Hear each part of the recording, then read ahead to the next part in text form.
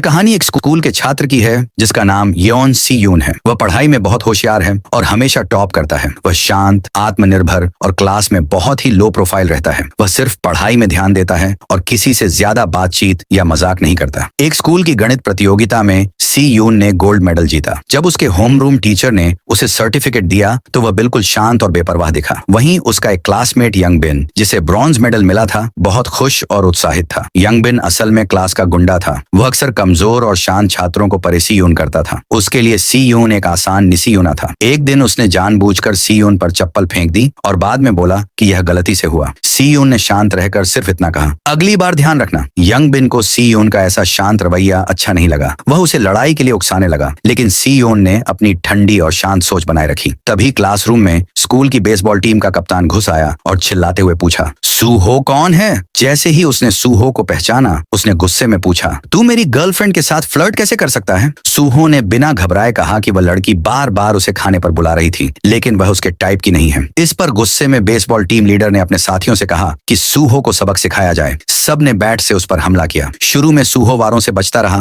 फिर उसने अपने खाली हाथों से एक एक करके सभी गुंडों को हरा दिया। लीडर को पकड़ते ही बाकी गुंडे डर गए। जब लीडर ने फिर से सूहो पर बैट से हमला करने की कोशिश की तो सूहो ने जोरदार मुक्का मारकर उसे बेहोश कर दिया। फिर उसने बाकी गुंडों से कहा, अपने बॉस को नर्स रूम ले जाओ और अगर मेरा नाम किसी से कहा तो अंजाम बुरा होगा। क्लास के सब लोग यह देखकर हैरान थे, लेकिन सी यून शांति से अपनी सीट पर बैठा रहा। थोड़ी देर बाद सूहो गलती से सी यून का पेन केस गिरा देता है और माफी मांगता है। जब सी यून पूछता है कि वह क्लास में क्या कर रहा है तो सूहो, जो कि मार्शल आर्ट में एक्सपर्ट है, बस मुस्कुराता है और चला जाता है। हालांकि उसकी फाइटिंग स्किल्स बहुत जबरदस्त थीं, लेकिन सूहो कभी भी किसी को क्लास में परे यून नहीं करता था। इवन यंग बिन भी उसे थोड़ा रिस्पेक्ट करता था। अगले दिन क्लास में एक नया स्टूडेंट आया जिसका नाम था बियोम सियोक। यंग बिन ने देखा कि वो लड़का शर्मीला और भोला है तो उसे तुरंत परे यून करने पहुंच गया। वह उसे अपना चमचा बनाना चाहता था। तभी सी यून आया और बोला, मेरे डेस्क से हट जाओ। यंग बिन ने मजाक उड़ाते हुए कहा, मेरा मन नहीं कर रहा, तू क्या करेगा? सी यून ने शांत भाव से पेन उठाया, उसे क्लिक किया और बोला, मैं फिर से कह रहा हूँ, हट जाओ। तभी सूहो ने बीच में आकर कहा, थोड़ा शांत रहो, मुझे नींद आ रही है। यह सुनकर यंग बिन पीछे हट गया। अगले दिन यंग बिन ने बियोम सियोक को अकेले में बुलाया और कहा कि शायद वह इस स्कूल में इसलिए ट्रांसफर हुआ क्योंकि पहले स्कूल में उसे बुली किया जाता था। फिर उसने बियोम सियोक को भरोसा दिलाया कि वह यह बात किसी को नहीं बताएगा, लेकिन बदले में उससे एक काम करवाया। उसने बियोम सियोक को एक छोटा सा पैच दिया। क्लास में एक प्रैक्टिस टेस्ट चल रही थी। यंग बिन ने इशारा किया और बियोम सियोक ने सी यून की गर्दन पर हल्की थपकी मारी और बोला, तेरे ऊपर मच्छर था। सी यून ने ध्यान नहीं दिया और टेस्ट देने लगा, लेकिन उस पैच के जरिए कोई दवाई उसे सुला रही थी। कुछ देर बाद उसे चक्कर आने लगे, नींद सी महसूस हुई और वह लड़खड़ाता हुआ वॉशरूम की तरफ गया। सी यून ने चेहरा धोकर खुद को संभालने की कोशिश की और फिर टेस्ट रूम में वापस आ गया। उसने गर्दन से पैच निकाला, खुद को थप्पड़ मारा ताकि वह जागा रहे। जब टीचर ने पूछा कि वह ठीक है या नहीं तो उसने जवाब दिया, मैं ठीक हूँ, और टेस्ट फिर से शुरू किया। जब रिजल्ट आया तो सी यून को पता चला कि वह अच्छा परफॉर्म नहीं कर पाया। उसने गुस्से में अपनी डेस्क पर जोर से हाथ मारा जिससे सब चौंक गए। उसने देखा कि बियोम सियोक बार बार यंग बिन की तरफ देख रहा था। गुस्से में आकर सी यून उठ खड़ा हुआ, एक किताब उठाई और यंग बिन के मुंह पर जोर से मारी। फिर उसने यंग बिन के साथ खड़े एक लड़के के हाथ में पेन चुभो दिया और यंग बिन को जोर जोर से मुक्के मारने लगा। उसने पर्दा खींचा और उसे यंग बिन के चेहरे पर लपेटकर लगातार मारता रहा जब तक पर्दा खून से लाल नहीं हो गया। जब वह आखिरी बार उसे लात मारने वाला था, सूहो ने बीच में आकर उसे पीछे धकेल दिया और बोला, बस कर, अब ज्यादा मत कर। गुस्से में सी यून ने पेन केस फेंका और एक कुर्सी उठाई ताकि सूहो पर हमला कर सके, लेकिन सूहो ने आसानी से उसका वार रोका और हल्का सा जवाबी वार किया। जैसे ही सी यून ने फिर से कुर्सी उठाकर हमला करने की कोशिश की, उनकी होम रूम टीचर क्लास में आ गई और पूरी लड़ाई को रोक दिया। सूहो ने समझाया कि वह तो बस लड़ाई रोकने की कोशिश कर रहा था और उसने सी यून से कहा कि वह टीचर से माफी मांगे। अब पूरी क्लास सी यून को हैरानी से देख रही थी। होम रूम टीचर ने सी यून को अस्पताल ले जाया ताकि वह युंग बिन की हालत देख सके। जब वे युंग बिन के अस्पताल के कमरे में पहुंचे तो युंग बिन की मां ने गुस्से में पूछा कि सी यून की मां कहाँ है और वह अपने बेटे को देखने क्यों नहीं आई। सी यून ने जवाब दिया कि उसकी मां है ही नहीं। ये सुनकर युंग बिन की मां नाराज हो गई और उसने धमकी दी कि वह सी यून को सुधार गृह भेज देगी। इसके जवाब में सी यून ने वो पैच निकाला और समझाया कि युंग बिन ने किसी से यह पैच उसकी गर्दन पर लगवाया था और उसमें नशीले पदार्थ थे। युंग बिन तुरंत चिल्लाया और इसका विरोध करते हुए सबूत मांगने लगा। सी यून ने शांतिपूर्वक पूछा कि क्या वो बैकपैक युंग बिन का है। जब उसने बैग खाली किया तो उसमें से सिंथेटिक ड्रग्स का एक डिब्बा गिरा। युंग बिन की माँ पूरी तरह हैरान रह गई, जैसे उसके होश उड़ गए हों। होम रूम टीचर ने फिर उन्हें बताया कि यह अब सिर्फ स्कूल वायलेंस का मामला नहीं रहा। युंग बिन को शायद स्कूल ट्रांसफर करना पड़ेगा और बेहतर यही होगा कि उसकी माँ इस मामले को चुपचाप यहीं खत्म कर दे। ये सब सुनकर युंग बिन के मन में सी यून के लिए जबरदस्त नफरत भर गई। पिछली रात जब युंग बिन अपने दोस्तों के साथ एक बार में घूम रहा था तो उसके कजिन ने उसे कुछ सिंथेटिक ड्रग पैच दिए। कजिन ने बताया कि ये सिर्फ मजे के लिए है। उत्सुकता से युंग बिन ने पूछा कि क्या इन्हें त्वचा पर लगाने से कोई समस्या होगी। कजिन ने बताया कि इन्हें लगाने से चक्कर आ सकते हैं, नींद आने लगती है। यह सुनकर युंग बिन ने एक योजना बनाई कि वह इस पैच का इस्तेमाल करके सी यून की टेस्ट परफॉर्मेंस को खराब कर देगा। जब सी यून घर लौटा तो उसने देखा कि उसके पापा एक लंबे बिजनेस ट्रिप से लौटे हैं। उन्होंने सी यून की चोटें देखकर पूछा कि क्या हुआ। सी यून ने बस इतना कहा कि वह जिम क्लास में गिर गया था। सी यून के पापा एक प्रोफेशनल जूडो कोच थे और ओलंपिक में भी हिस्सा ले चुके थे। लगातार ट्रेनिंग और प्रतियोगिताओं के चलते उनके माता पिता के बीच झगड़े होते रहते थे और अंत में उनका तलाक हो गया। अब सी यून अपने पापा के साथ रहता था, जो ज्यादातर बाहर कोचिंग के लिए जाते रहते थे, जिससे सी यून को ज्यादातर समय खुद ही अपना ख्याल रखना पड़ता था। अगले दिन जब सी यून स्कूल पहुंचा तो उसके सारे क्लासमेट्स उसे अजीब नजरों से देख रहे थे, जैसे सब कुछ बदल गया हो। युंग बिन के दो गुर्गे सी यून के पास आए और उसे स्कूल के बाद लड़ाई के लिए ललकारा। उन्होंने कहा कि पिछली बार वह सिर्फ इसलिए किसी एक को पेन से चुभा पाया था क्योंकि वे लापरवाह थे। सी यून ने उनकी आंखों में आंखें डालकर ठंडे स्वर में कहा, तो चलो अभी निपटा लेते हैं। वह उन्हें क्लासरूम से बाहर ले गया। पूरी क्लास जिज्ञासा में उनके पीछे चल दी, ये देखने के लिए कि आगे क्या होगा। सी यून उन दोनों गुंडों को शौचालय में ले गया, चुपचाप दरवाजा बंद किया और अंदर से लॉक कर दिया। फिर उसने अपनी जेब से पेन निकाला और उसे क्लिक किया। सी यून की ठंडी और निडर आंखों को देखकर दोनों गुंडों के रोंगटे खड़े हो गए, जैसे डर की एक लहर उनके अंदर दौड़ गई हो। सी यून धीरे धीरे उनकी तरफ बढ़ता रहा, पेन को बार बार क्लिक करते हुए। दोनों गुंडे अब कांपते हुए पीछे हटने लगे। तभी सी यून ने कहा, रुको।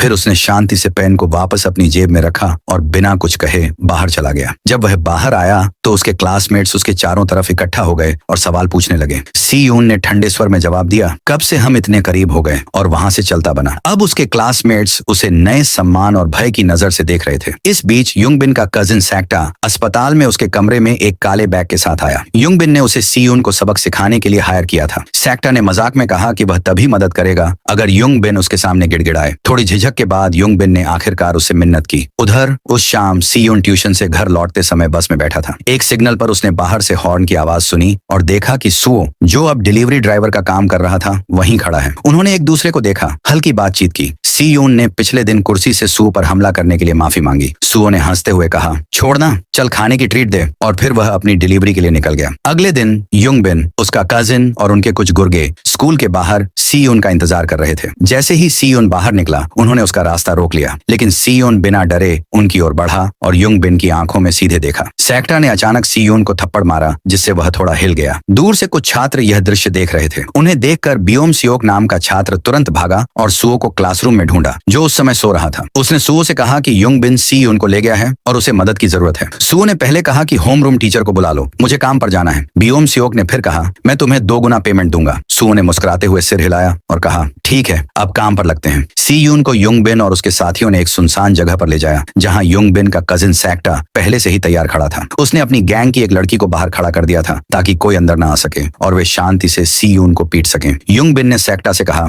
इस लड़के के हाथ तोड़ दो ताकि ये दोबारा कभी पढ़ाई न कर सके। सी यून ने फौरन स्थिति को आंका, दुश्मनों की संख्या, उनकी पोजीशन और आसपास की चीजें। फिर उसने जेब से अपना पेन निकाला और सैक्टा पर वार किया। सैक्टा ने हाथ से वार रोका, लेकिन सी यून ने तुरंत जेब से एक ठोस चीज निकाली और उससे सैक्टा को मारा। इसके बाद सी यून ने एक गमले को उठाया और सैक्टा के सिर पर दे मारा। फिर उसमें की मिट्टी बाकी गुंडों के चेहरे पर फेंक दी। उसने एक डस्टबिन को युंग बिन के पैरों की तरफ लात मारी और एक एक करके युंग बिन के साथियों को गिराना शुरू कर दिया। युंग बिन के साथ आए 2 सहपाठी सिर्फ खड़े होकर ये सब देख रहे थे, डर के मारे हिल तक नहीं पाए। जैसे ही सी यून वहां से जाने लगा, सैक्टा पीछे से उस पर झपटा, उसे जमीन से उठाया और जोर से पटक दिया। यह मौका देखकर युंग बिन ने सी यून को लातों से पीटना शुरू किया और अपने एक साथी से कहा, इसके हाथ पकड़ो। जब सी यून को काबू में कर लिया गया तो युंग बिन ने उसके हाथ पर पैर रखकर उसे रौंदा, मानो उसकी हड्डियां तोड़ देना चाहता हो। उसी वक्त बाहर खड़ी लड़की ने एक नीली रफ्तार को पास से गुजरते देखा। वो सुओ था। सुओ ने अंदर घुसते ही एक गुंडे की गर्दन पर लात मारी, फिर युंग बिन को धक्का देकर पीछे किया और फिर स्पिन करते हुए एक और लड़के को बाहर कर दिया। सुओ ने सी यून की तरफ हाथ बढ़ाते हुए कहा, अब बस यहीं खत्म होता है सब कुछ। लेकिन तभी सैक्टा पीछे से झपटा और सुओ को जमीन पर गिरा दिया। दोनों में जोरदार मुक्केबाजी शुरू हुई। सैक्टा ने सुओ को कई बार चेहरे पर मारा, जिससे वह कुछ देर के लिए बेहोश जैसा हो गया। गया। अब जब सुओ अस्थायी रूप से नीचे था, युंगबिन ने आदेश दिया, इस पर हमला करो। 3 गुंडे सीयून पर टूट पड़े। सीयून ने पूरी ताकत से मुकाबला किया, लेकिन जल्दी ही वह गिर गया और बेरहमी से पिटने लगा। लेकिन फिर सुओ उठा। उसने सेक्टा पर जबरदस्त घूंसे मारे और उसे चौक होल्ड में पकड़ लिया। लेकिन तभी उसने देखा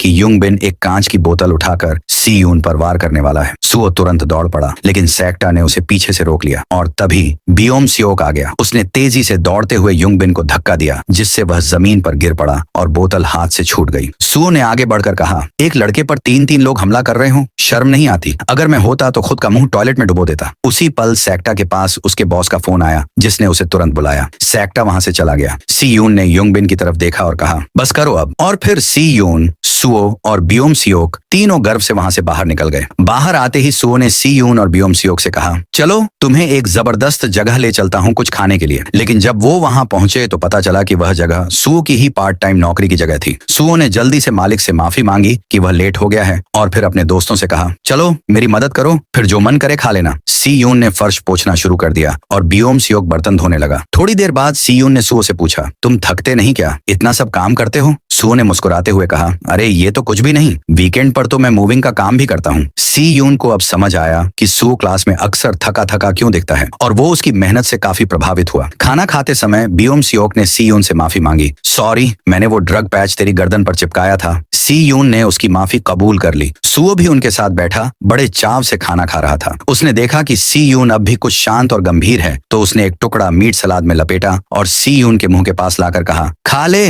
जान नहीं चली जाएगी। सीयून ने पूछा, हाथ धोए थे? सुओ ने हंसते हुए कहा, सीधा खा ले, मरेगा नहीं, और मीट को उसके मुंह में डाल दिया। तीनों लड़कों के बीच दोस्ती और गहरी हो गई। उधर बियोम सियोक घर जाकर सुओ के इंस्टाग्राम पर उसकी तस्वीरें देखने लगा। अब वह उसे अपना असली दोस्त मानने लगा था। दूसरी ओर सेक्टा अपने बॉस रयू से मिलने गया। उसके हाथ पर पट्टी बंधी हुई थी। रयू ने पूछा, ये कैसे हुआ? उसके साथ खड़ी लड़की ने बताया कि उसका कजिन युंगबिन पिट गया था, इसलिए वो लड़कों से भिड़ गए थे। रयू गुस्से से भड़क गया। उसने सेक्टा के पेट में कई घूंसे मारे और फिर एक ईंट उसके हाथ पर मार दी ताकि उसे सबक मिल जाए। अब वापस तीनों दोस्तों की ओर सू ने कहा, चलो थोड़ा रिलैक्स करते हैं, पूल खेलने चलते हैं। सीयून ने कहा, मैं तो पढ़ाई के लिए जा रहा हूँ। सुओ बोला, अरे आज पढ़ाई छोड़, थोड़ा मजा कर। सीयून ने क्यू स्टिक उठाई और बॉल्स को देखकर भौतिकी और ज्योमेट्री का इस्तेमाल करते हुए पहला शॉट मारा और सीधा पॉकेट में चला गया। सब हैरान रह गए। उसने 2 गेम लगातार जीत लिए। सुओ तक हार गया। जब सीयून ट्यूशन के लिए जाने लगा, सुओ ने कहा, एक आखिरी गेम, जो हारेगा वो तीनों के लिए नूडल्स का बिल देगा। आखिर में सुओ हार गया और उन्हें खाना खिलाना पड़ा। फ्रस्ट्रेट होकर सुओ बोला, चलो कुछ पीने चलते हैं, मूड ठीक करना है। लेकिन सीयून बोला, मुझे घर जाना है। सुओ ने हंसते हुए बियोम सियोक का हाथ पकड़ लिया और बोला, चल भाई, हम दोनों चलते हैं। दूसरी ओर सेक्टा, जिसका हाथ अब पट्टी में लिपटा था, युंगबिन से मिलने गया, जहां उनका बॉस रयू भी मौजूद था। रयू ने एक नई चाल सोची, तीनों लड़कों को एक बड़े कर्जे में फंसाने की योजना। वहीं दूसरी ओर सीयोन एक कन्वीनियंस स्टोर में एक छाता खरीदने गया क्योंकि बारिश शुरू हो गई थी। वहां उसने देखा कि एक लड़की चालाकी से लिपस्टिक चुरा रही थी। वो लड़की थी याना, उसी गैंग की सदस्य जिसने पहले सीयून से झगड़ा किया था। याना ने जल्दी से सीयून का हाथ पकड़ लिया और बोली, बेबी चलो ना बाहर, ताकि वो चुपचाप निकल सके। बाहर आकर सीयून ने चुपचाप छाता खोला और अकेला चलने लगा। याना फिर उसके पास आई, उसका हाथ पकड़ा और बोली, अरे तो चलो साथ चलते हैं। वो उसे स्पाइसी राइस केक की दुकान ले गई। वहां याना ने सीयून का फोन लिया और अपना नंबर सेव कर लिया। बोली, तुम्हारा एटीट्यूड मुझे पसंद है, मुझे ऐसे बुरे लड़के पसंद हैं। सीयून ने उसे खाने का ऑफर दिया और खाना खाकर दोनों अलग हो गए। उसी समय रयू एक स्कूल के लड़के को टॉर्चर कर रहा था, जिसने उससे जुआ खेलने के लिए पैसे उधार लिए थे और अब चुका नहीं पा रहा था। रयू ने धमकी दी, अगर तेरी माँ ने 3 दिन में पैसे नहीं दिए तो मैं तुम्हारा घर जला दूंगा। रयू का असली धंधा था छात्रों को जुए में फंसाना और फिर उन्हें भारी कर्ज में डालना। युंगबिन अपनी क्लास में अपना सामान लेने आया क्योंकि अब उसे स्कूल में पढ़ने की अनुमति नहीं थी। उसने सीयून से कहा, थोड़ी बात करनी है। सीयून ने कहा, बोलने को कुछ बचा ही नहीं, लेकिन युंगबिन के बार बार कहने पर वह मान गया। चारों स्टूडेंट्स आर्ट रूम में मिले। युंगबिन जमीन पर घुटनों के बल बैठ गया और बोला,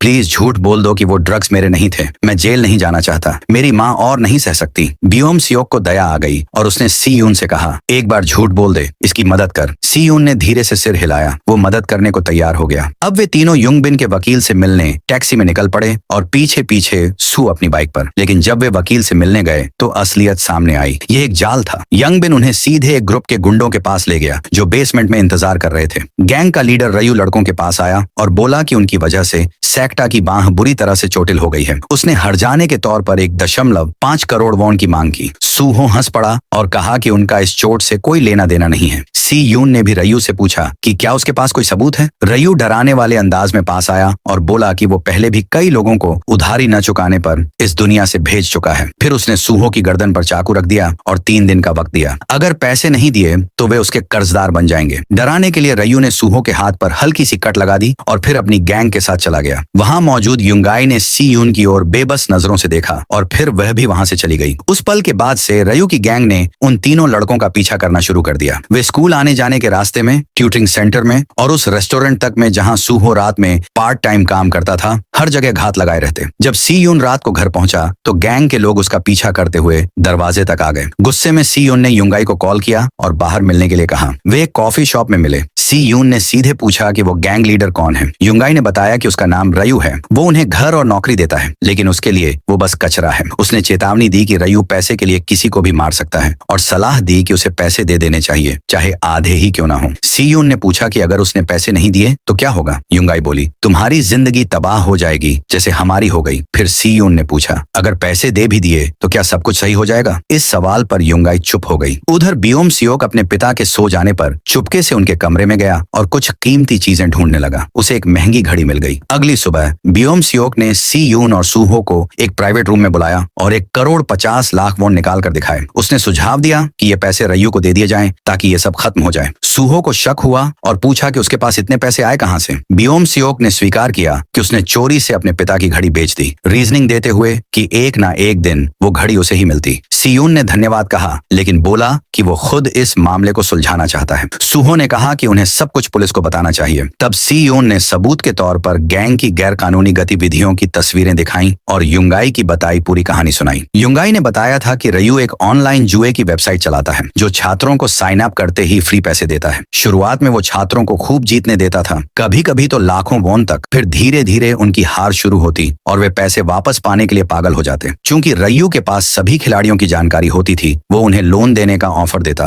ताकि वे खेलते रहें। लेकिन कमाई न होने के कारण छात्र अपने माता पिता से चोरी करने लगते। जो कर्ज नहीं चुका पाते उन्हें ड्रग्स तस्करी जैसे जुर्म में झोंक दिया जाता। वे जिंदगी भर रयू की गिरफ्त में फंसे रहते। सी यून ने बताया कि रयू के पास ही सारे रिकॉर्ड और ड्रग्स रखे हैं। अगर पुलिस उनके घर की तलाशी ले तो सब सामने आ सकता है। तीनों स्कूल से बाहर निकलने लगे और जब उन्होंने गैंग मेंबर्स को बाहर देखा तो सूहो ने कहा कि वो अकेला जाएगा। उसने कहा वो गैंग का पता भेज देगा और फिर बाकी 2 दोस्त पुलिस को बुला लें। दोस्तों को अलविदा कहकर सूहो अकेले ही रयू से मिलने निकल पड़ा। रयू ने पूछा, क्या तुम तीनों अलग अलग हो गए? पैसे लाए हो? सूहो ने शांत भाव से कहा, जरा रुको, और फिर बोला कि वो स्कूल के टॉप स्टूडेंट्स में से है। उसने सुझाव दिया कि थोड़े बदलावों से रयू की जुए की वेबसाइट की कमाई दोगुनी हो सकती है। सूहो ने बताया कि उसके कजिन ने उसे वो स्कैम वेबसाइट दिखाई थी और उसने रेफरल सिस्टम जोड़ने का सुझाव दिया जिससे पूरी स्कूल में जुआ फैल सके। रयू इस बात से खुश हुआ और बोला, चलो कार में बैठो। युंगाई ने रयू से इजाजत ली कि वो पीछे रहकर बाकी 2 लड़कों को पकड़ कर लाएगी। रयू ने इजाजत दी लेकिन अपने एक आदमी को साथ भेजा। फिर युंगाई भागकर सी यून के पास आई और गैंग की लोकेशन दे दी ताकि वो पुलिस को बता सके। सी यून ने सूहो को टेक्स्ट कर पुष्टि की कि क्या वही जगह है। उधर बियोम सियोक भी चिंतित हो गया और टैक्सी में बैठ गया। सी यून ने पूछा, कहाँ जा रहे हो? बियोम सियोक बोला, पैसे देकर सब खत्म कर दूंगा। सी यून पुलिस को संपर्क करने चला गया। उधर युंगाई से एक गैंग मेंबर ने पूछा कि उसके इरादे क्या हैं। उसने जवाब दिया, मैं चाहती हूँ कि रयू जेल जाए, हम अब और ऐसे नहीं जी सकते। उसने याद दिलाया कि वो गैंग मेंबर भी ये जिंदगी नहीं चाहता था। रयू के ठिकाने पर पहुंचते ही सूहो ने चुपचाप अपनी स्मार्ट वॉच की रिकॉर्डिंग शुरू कर दी। उसने दरवाजे के नीले रंग की तारीफ करते हुए ऑडियो रिकॉर्डिंग सी यून को भेज दी। रयू ने सूहो को अंदर बुलाया और बैठते ही उसका मोबाइल मांगा। सूहो ने कहा, मुझे अपनी प्राइवेसी प्यारी है। तभी पीछे से एक गुंडे ने सूहो के सिर पर वार किया और वो गिर पड़ा। रयू ने फिर एक डंडा उठाया और सूहो को कुछ और बार मारा। फिर उसका फोन लेकर देखा कि पुलिस रास्ते में है। गुस्से में रयू ने सूहो को जोर से लात मारी जिससे वो बेहोश हो गया। उसी समय बियोम सियोक टैक्सी से पहुंचा और नीले दरवाजे वाला घर ढूंढ निकाला। जैसे ही उसने दरवाजा खोला उसे रयू और एक गुंडा दिखे जो सूहो को कंधे पर उठाए हुए था। बियोम सियोक ने तुरंत पैसे निकाले और कहा, मेरे दोस्त को छोड़ दो। रयू ने उसे कॉलर से पकड़ा और घसीट कर ले गया। फिर उसे कार में डाला, सारे सबूत भी साथ लाद लिए और भागने की तैयारी करने लगे। पुलिस सायरन की आवाज सुनकर वे जल्दी से निकल गए। उधर सी यून एक पुलिस कार में बैठा था और गैंग के ठिकाने की ओर जा रहा था। वहां पहुंचने पर पुलिस ने घंटी बजाई लेकिन किसी ने दरवाजा नहीं खोला। पुलिस को शक हुआ कि शायद सी यून की जानकारी गलत हो। उन्होंने कहा कि बिना सर्च वारंट के सिर्फ इन तस्वीरों के आधार पर वे कुछ नहीं कर सकते। निराश सी यून ने देखा कि पुलिस कार में वापस बैठ गई लेकिन लेकिन सी यून ने हार नहीं मानी। वो घर के किनारे गया, दीवार फांदी और ऊपर चढ़कर एक वजन से खिड़की का शीशा तोड़ा। हाथ अंदर डालकर दरवाजा खोला और कमरे में घुस गया। वहां उसे जमीन पर खून के निशान दिखे। उसने तुरंत सुहो को कॉल किया। हालांकि सी यून ने कई बार कोशिश की,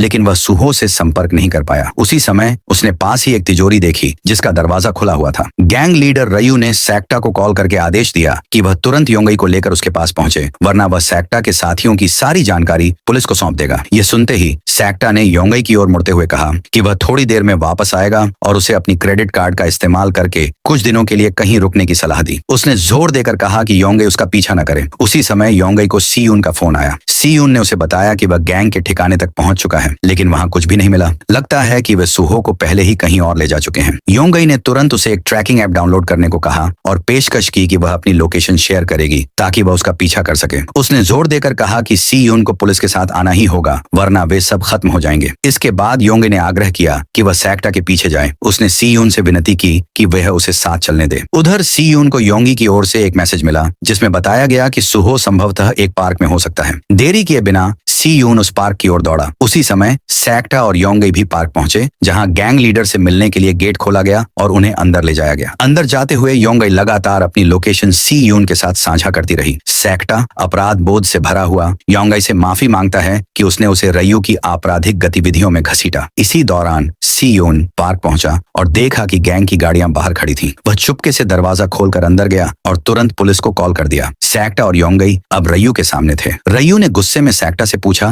कि क्या उसने उसे अच्छी जिंदगी नहीं दी थी या क्या वह उसे धोखा देने वाला था। फिर अचानक उसने सैक्टा को थप्पड़ मारा और एक लोहे की रॉड से मारने लगा। योंगई ने रोकने की गुहार लगाई, जिस पर रयू ने व्यंग्य में कहा कि सैक्टा में बदलाव उसी की वजह से आया है। उसने अपने आदमियों को आदेश दिया कि योंगई को अंदर बंद कर दो। रयू ने फिर अपने 14 साल के एक छोटे गुर्गे को आदेश दिया कि वह सैक्टा को चाकू से मार डाले, ये सोचकर कि वह बच्चा जेल नहीं जाएगा। उधर योंगई को एक कमरे में बंद कर दिया गया जहां सुहो और बियुम सियोक भी थे। जैसे ही रयू सुहो को चाकू मारने वाला था, सैक्टा अचानक लौट आया और उस पर झपट पड़ा, उसे जमीन पर गिरा दिया। सैक्टा ने सबको चेतावनी दी कि अगर किसी ने कदम बढ़ाया तो वह सबको तोड़ देगा। रयू और सैक्टा के बीच भयंकर लड़ाई शुरू हो गई। कई बार झेलने के बावजूद सैक्टा ने रयू को जमीन पर गिरा दिया। रयू ने चाकू उठाया, खुद को संभाला और सैक्टा को फिर गिरा दिया। तभी योंगई ने एक भारी वस्तु से रयू के सिर पर वार किया और चाकू उठाकर बाकी गुर्गों को डराया, लेकिन रयू उठ खड़ा हुआ और योंगई की गर्दन पकड़ ली, जिससे चाकू गिर गया। उसने गुस्से में कहा कि सैक्टा का बदलना सिर्फ उसकी वजह से हुआ। तभी पुलिस सायरन की आवाज सुनाई दी। सी यून ने एंट्री ली और बताया कि पुलिस आ चुकी है और बाहर खड़ी गाड़ियों की तलाशी लेने वाली है। रयू और उसके लोग भागने लगे, लेकिन सी यून ने दौड़कर अपने दोस्तों को खोल दिया। तभी रयू लौट आया और सी यून का फोन दिखाया, जो पुलिस सायरन की आवाज चला रहा था। उसने सी यून की चालाकी की तारीफ की, फिर फोन तोड़ दिया और अपने आदमियों को हमला करने को कहा। सी यून और सुहो ने डटकर मुकाबला किया। रयू ने फिर चाकू उठा लिया और सैक्टा ने योंगई और बच्चे को भागने को कहा। वे तीनों भागे, लेकिन असली पुलिस को देखकर छुप गए। लड़ाई जारी रही। सी यून को 2 गुंडों ने लात घूंसों से मारा और रयू ने उसके गाल पर चाकू से चीरा मारा। ठीक उसी समय पुलिस पहुंची और अपने हथियार तान दिए। रयू ने एक गुंडे को पुलिस की तरफ धक्का दिया और भागने लगा। सी यून ने उसका पीछा किया। थोड़ी दूर जाकर रयू रुका, सोचा कि बच गया है, लेकिन सी यून उसके पीछे पहुंच गया। सी यून ने एक लकड़ी की छड़ी उठाई और हमला करने बढ़ा, लेकिन रयू ने उसे पछाड़ दिया। रयू चाकू निकालकर उसे मारने ही वाला था कि तभी सुहो पहुंचा और कहा, अब लड़ाई शुरू करो। सुहो ने उसके वारों को चतुराई से टाला और दोनों दोस्तों ने मिलकर रयू को काबू में लिया। सुहो ने उसका चाकू छीन लिया, लेकिन रयू ने उसे गला पकड़कर दबोच लिया। सी यून ने जल्दी से अपनी बेल्ट उतारकर रयू की गर्दन कस दी, लेकिन रयू ने उसे भी गिरा दिया। फिर सुहो ने लड़ाई जारी रखी, लेकिन वह भी घूंसे खा रहा था। यह देखकर सी यून ने एक ईंट उठाई और जैसे ही सुहो ने एक जोरदार किक मारी, रयू लड़खड़ाकर गिर गया और बेहोश हो गया। इसके बाद सुहो ने सी यून से पूछा, तुम अकेले उसके पीछे क्यों गए? सी यून बोला, क्या तुम भी नहीं आए थे? सुहो ने उसे पागल कहा, फिर मिलकर रयू को बांध दिया। उधर भागते हुए योंगई को सैक्टा ने दरवाजे से धक्का देकर बाहर निकाला और कहा, तू निकल जा, तेरा इससे कोई लेना देना नहीं। वह बच्चा योंगई को खींचकर बाहर ले गया। जैसे ही पुलिस अंदर पहुंची और सुहो की ओर बंदूकें तान दी, कुछ ही पलों में कई और पुलिस कारें आ गईं और सभी गैंग के सदस्यों को हिरासत में ले लिया गया। गैंग लीडर को जब पुलिस वैन में ले जाया जा रहा था तो उसकी मुलाकात सैक्टा से हुई। उसने उसका अपमान किया, लेकिन जवाब में सैक्टा ने उसके चेहरे पर जोरदार हेडबट मारा। इसके बाद तीनों लड़के सी यून, सुहो और बियोम सियोक राहत की सांस लेते हुए फिर से मिल गए। एक पुलिस अफसर आया और उनसे कहा कहा कि सी यून और बियोम सियोक को थाने चलना होगा बयान देने के लिए। थाने में एक काले सूट वाला आदमी उनके पास आया और बताया कि उसने चीफ से बात कर ली है। स्कूल और उनके परिवार को इस घटना के बारे में कुछ नहीं बताया जाएगा। वह आदमी फिर सियोन से बोला, तुम जा सकते हो। जाते जाते सियोन ने पीछे मुड़कर कहा, गैंग लीडर रयू को छोड़कर बाकी सब तो मजबूरी में थे, उन्हें माफ कर दीजिए। उसके बाद वह चला गया। बियोम सियोक ने उस आदमी से गुजारिश की, मेरे पापा को मत बताइए, लेकिन उस आदमी ने कहा कि यह मुमकिन नहीं है और बियोम सियोक को एक कमरे में ले गया जहां रयू को बंद किया गया था। उसने बताया कि बियोम सियोक के पिता, जो एक सांसद हैं, चाहते हैं कि रयू को उसकी हरकतों की सजा मिले। उसने खुद रयू के चेहरे पर एक मुक्का मारा और बियोम सियोक को भी सिखाया कि सही तरह से मुक्का कैसे मारा जाए। रयू ने उसे उकसाया जब तक कि गुस्से में बियोम सियोक वहां से बाहर न चला गया। थाने के बाहर सी यून को योंगाई मिली। उसने तुरंत पूछा कि क्या सेक्टर ठीक है। सी यून ने आश्वस्त किया कि वह सिर्फ पूछताछ में है, सब ठीक हो जाएगा। योंगाई ने बताया कि बाकी लड़के तो अब जा चुके हैं, शायद अपने घर लौट गए। सी यून फिर यंगाई को अस्पताल में सुहो से मिलने ले गया। वहां उसने सुहो से यह कहा कि बियोम सियोक के पिता ने सब कुछ संभाल लिया था, जिससे उन्हें किसी भी तरह की मुश्किल का सामना नहीं करना पड़ेगा। सुहो ने मजाक में कहा कि बियोम सियोक के पिता को कोई अध्यक्ष होना चाहिए, क्योंकि उनके सचिव ने सुहो का अस्पताल का खर्च भी उठाया था। सी यून ने स्पष्ट किया कि बियोम सियोक के पिता एक सांसद हैं। फिर तीनों ने हल्की फुल्की बातचीत की। अब राहत महसूस कर रहे थे कि वे सुरक्षित हैं। इस बीच बियोम सियोक के घर उसके सांसद पिता ने गोल्फ क्लब थामते हुए उसे बिस्तर पर लेटने का आदेश दिया। फिर उसने बियोम सियोक को गोल्फ क्लब से लगातार पीटना शुरू कर दिया। अगले दिन बियोम सियोक स्कूल पहुंचा और वहां उसकी क्लासमेट्स ने उसे घेर लिया। वे यह जानने के लिए एक्साइटेड थे कि क्या वह सी यून और सुहो वाकई उस गैंग को खत्म करने में सफल रहे थे जो जुआ वेबसाइट चला रहे थे। बियोम सियोक ने यह पुष्टि की और वे सब उसकी सराहना करने लगे। सवालों की झड़ी लगा दी। लंच के समय तीनों दोस्त साथ बैठे और बियोम सियोक ने सुझाव दिया कि वे वीकेंड में साथ में खाना खाने जाएं। जब बियोम सियोक ने अपने दोनों दोस्तों को यंगाई के बारे में बात करते सुना तो उसने उत्सुकतावश पूछा कि वह कौन है। उसे जल्दी ही पता चला कि वह वही लड़की है जिसने अगले दिन रयू को सिर पर मारा था। जब सी यून ने बताया कि यंगाई कुछ समय के लिए सुहो के घर रह रही है तो बियोम सियोक का चेहरा असहज हो गया। अगले दिन जब बियोम सियोक अपने दोस्तों के साथ बाहर जाने की तैयारी कर रहा था, उसने अपनी सेविंग से कुछ पैसे निकाले ताकि उन्हें खाना खिला सके। फिर उसने सुहो का इंस्टाग्राम चेक किया और उसके फॉलोइंग लिस्ट पर क्लिक किया, जहां उसने एक लड़की का प्रोफाइल देखा। जब उसने प्रोफाइल खोला तो उसने यंगाई के बहुत सारे फोटोज देखे जिनमें वह और सुहो एक साथ थे। कुछ तस्वीरें तो काफी पर्सनल लग रही थीं। बियोम सियोक ने तस्वीरों को स्क्रॉल किया और उसकी भावनाएं धीरे धीरे उदास होती गईं। बाद में वह सुहो और यंगाई से मिलने गया। कोशिश की कि वह सुहो से बातचीत कर सके, लेकिन सुहो तो यंगाई के कमेंट्स में ही व्यस्त दिखे, जिससे बियोम सियोक को अकेलापन महसूस हुआ। जब वे एक कैफे पहुंचे तो यंगाई ने उत्साहित होकर सुहो का हाथ पकड़कर उसे बगल में बैठने के लिए कहा, जिससे बियोम सियोक को स्पष्ट रूप से गुस्सा आया। कुछ समय बाद सियून वहां पहुंचा और उसने सुहो और यंगाई से खुशमिजाज बातचीत शुरू कर दी, जबकि बियोम सियोक और अधिक अकेला महसूस कर रहा था। बाद में सबने कराओके का मजा लिया, लेकिन बियोम सियोक सुहो और यंगाई को एक साथ देखकर असहज हो गया और बाहर जाकर कुछ ड्रिंक लाने का बहाना बनाया। उसने अपने पुराने स्कूल के दोस्तों का एक ग्रुप देखा और तुरंत उन्हीं से बचने के लिए छिप गया। बियोम सियोक एक रूम में गया और अपने दोस्तों को फोन करने की कोशिश की, लेकिन उसे यह महसूस हुआ कि उसने अपना फोन कैरियोके रूम में ही छोड़ दिया था। जब वह वापस आया तो उसने देखा कि सुहो का फोन यंगाई के पास था और वह एक कॉल पर बात कर रही थी। बियोम सियोक ने गुस्से में फोन छीन लिया और यंगाई को डांट दिया। सुहो ने जल्दी से दखल दिया, लेकिन यंगाई नाराज होकर बाहर चली गई। सुहो ने उसका पीछा किया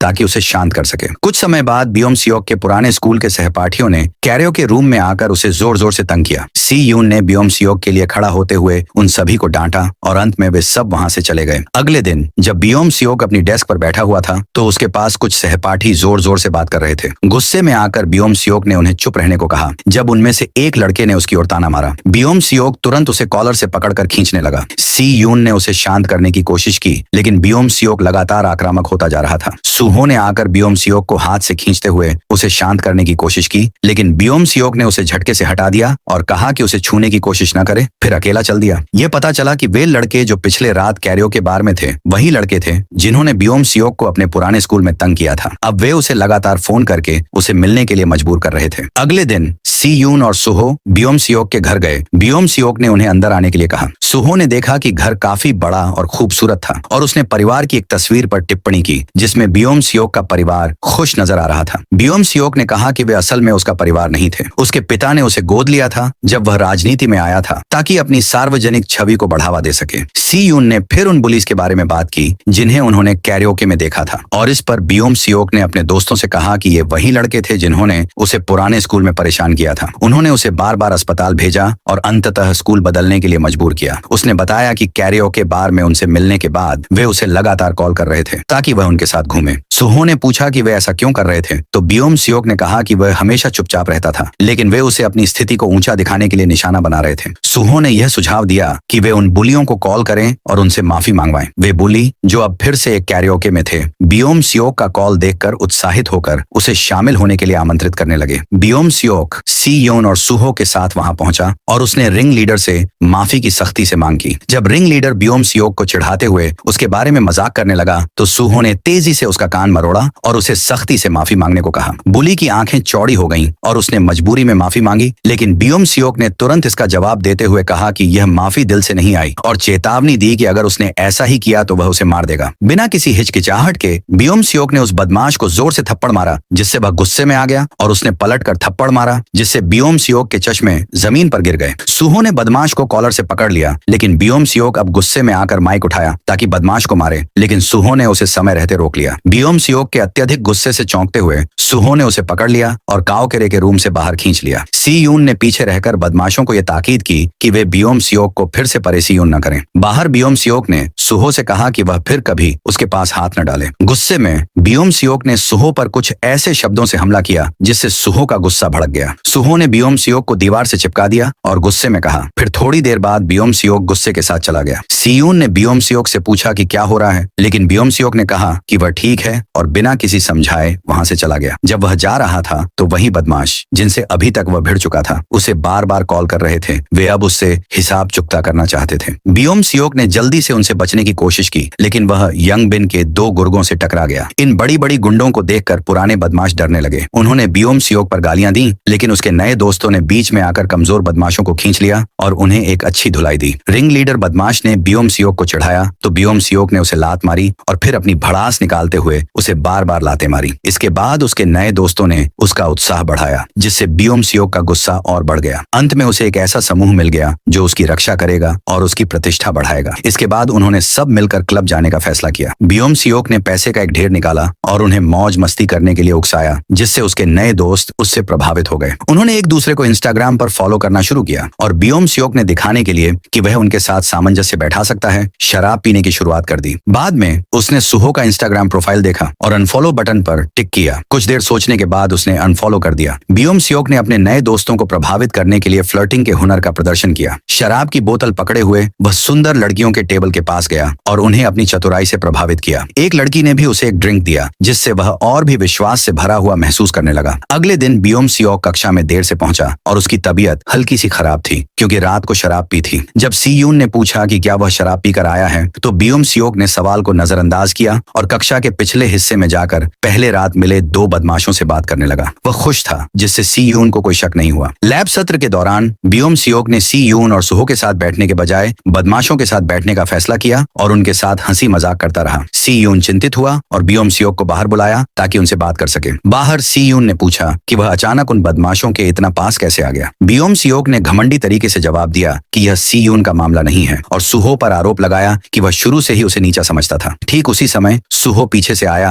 और पूछा कि क्या बियोम सियोक उसके पीछे बात कर रहा है। बियोम सियोक ने ठंडे तौर पर कहा, तो क्या हुआ अगर मैं बात कर रहा हूँ, और चला गया। कुछ समय बाद रात को एक बदमाश ने बियोम सियोक को क्लब में ले जाकर यंग बिन से मिलवाया, जो उनके समूह का नेता था। यंग बिन ने बियोम सियोक को अपने दोस्तों से मिलवाया, जिसमें कुछ सुंदर लड़कियां और एक मशहूर बॉक्सिंग खिलाड़ी भी था। जब यंग बिन ने पूछा कि क्या बियोम सियोक अब सी यून और सुहो से मिलना छोड़ चुका है, तो बियोम सियोक ने चिढ़ते हुए कहा कि सुहो हमेशा खुद को कोई राजा समझता था। यंग बिन हंसा और कहा कि सुहो को एक दिन सबक सिखाना पड़ेगा। स्कूल में बियोम सियोक अपने नए दोस्तों के साथ और करीब आ गया। उसने उनके साथ सिगरेट पीनी शुरू कर दी और रोमांटिक मामलों पर बात करने लगा। वह अपनी सीट भी बदलकर बदमाशों के पास बैठने लगा। सी यून चिंतित हुआ और बाद में उन बदमाशों से कहा कि बियोम सियोक का फायदा ना उठाएं, क्योंकि सारे पैसे जो वे पार्टी करने और जूते खरीदने के लिए खर्च करते थे बियोम सियोक से आते थे। बाद में सी यून ने सुहो से पूछा कि बियोम सियोक ने उनसे दूरी क्यों बनाई है, लेकिन सुहो ने कहा कि अब उसे बियोम सियोक की चिंता नहीं करनी चाहिए। कुछ देर बाद एक बदमाश अपने दोस्तों और बियोम सियोक के साथ खाने के के लिए लाइन में बिना खड़े हुए चला आया। सुहो ने जोर से पूछा कि क्या उन्हें लगता है कि वह लाइन में खड़े होने की जरूरत नहीं समझते, और फिर बदमाश को धक्का दे दिया। बाकी सब लाइन में खड़े हो गए, लेकिन बियोम सियोक वहीं खड़ा रहा, हिलने से मना कर दिया। सुहो उसके पास गया, उसे घूरते हुए कहा कि लाइन में खड़े हो। बियोम सियोक ने नफरत से कहा, मैं नहीं चाहता,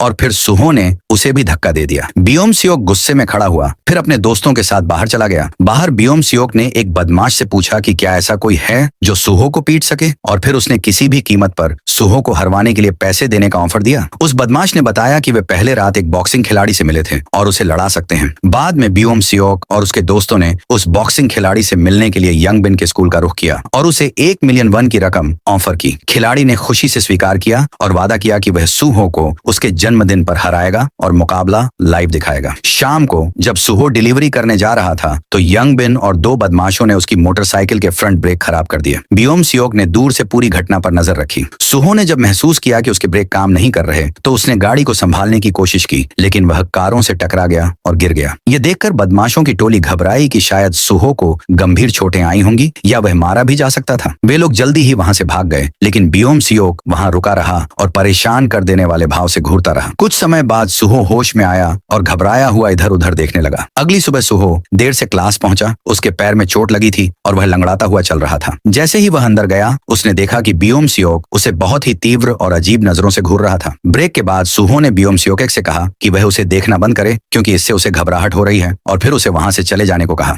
आखिरकार सुहो का जन्मदिन आ गया। यंगाई और सी योन ने उत्साहित होकर सुहो के घर को सजाया पार्टी के लिए। उसी समय बॉक्सर फाइटिंग रिंग में सुहो का इंतजार कर रहा था। बियोम सियोक यू ने सुहो को वहां बुलाने के लिए उसे कॉल किया, लेकिन जब वह संपर्क नहीं कर पाया तो उसने एक और योजना बनाई। जब युंगाई सो रही थी और सुहो के लौटने का इंतजार कर रही थी ताकि पार्टी शुरू की जा सके, तभी उसे बियोम सियोक का एक मैसेज आया। उसमें उसने उसे थोड़ी देर के लिए बाहर मिलने को कहा और यह बात सुहो को न बताने को भी कहा, कहकर कि वह उसे एक तोहफा देना चाहता है। युंगाई ने सीयून से कहा कि वह कन्वीनियंस स्टोर जा रही है और जल्दी से बाहर निकल गई। जब वह बियोम सियोक से मिली तो उसने सबसे पहले माफी मांगी कि उसने बिना इजाजत के उसका फोन उठाया था। फिर उसने सुझाव दिया कि वह सुहो की बर्थडे पार्टी में आए और दोनों से सुलह कर ले। बियोम सियोक ने घमंड से कहा कि उसके पास सुहो से सुलह करने की कोई वजह नहीं है। तभी युंगाई ने देखा कि युंग बिन और उसके गैंग के लोग पास ही छुपे हुए थे। उधर सुहो घर लौट आया था और सी यून के साथ बैठकर गेम खेल रहा था, युंगाई का इंतजार करते हुए। भूख लगने पर सुहो पिज्जा गर्म करने गया। सी यून ने युंगाई को कॉल किया, लेकिन वह नहीं मिली। तभी उसने सुहो के फोन पर युंगाई का एक मैसेज देखा जिसमें लिखा था कि उसे किडनैप कर लिया गया है और उसका पता भी दिया था। सी यून ने पूरी बात समझी और अंदाजा लगा लिया कि यह सब बियोम सियोक का बदला लेने का प्लान है। उसने युंगाई को रिप्लाई किया कि वह जल्दी पहुंच रहा है, फिर मैसेज डिलीट कर दिए और सुहो का फोन बंद कर दिया। सी यून ने सुहो से कहा कि वह थोड़ी देर के लिए कन्वीनियंस स्टोर जा रहा है और वहां से निकल गया। उधर बियोम सियोक युंगाई से पूछ रहा था कि क्या वह और सुहो रिलेशनशिप में है। उसने यह भी कहा कि सुहो उसे अपने घर में रहने देने और नौकरी ढूंढने में मदद करने के बदले कुछ न कुछ जरूर चाहता होगा। तभी सी यून उस घर में घुस आया और चारों तरफ चीजों को देखते हुए युंगाई और गैंग को ढूंढने लगा। जल्दी ही उसने गैंग मेंबर्स और युंगाई को देख लिया। उसने अपनी जेब से एक रिंच निकाली और लड़ाई के लिए तैयार हो गया। गैंग हैरान रह गया कि वहां सुहो की जगह सी यून आ गया था। बिना वक्त गंवाए सी यून ने युंगाई का हाथ पकड़ा और भागने की कोशिश की। फिर वह बियोम सियोक की ओर मुड़ा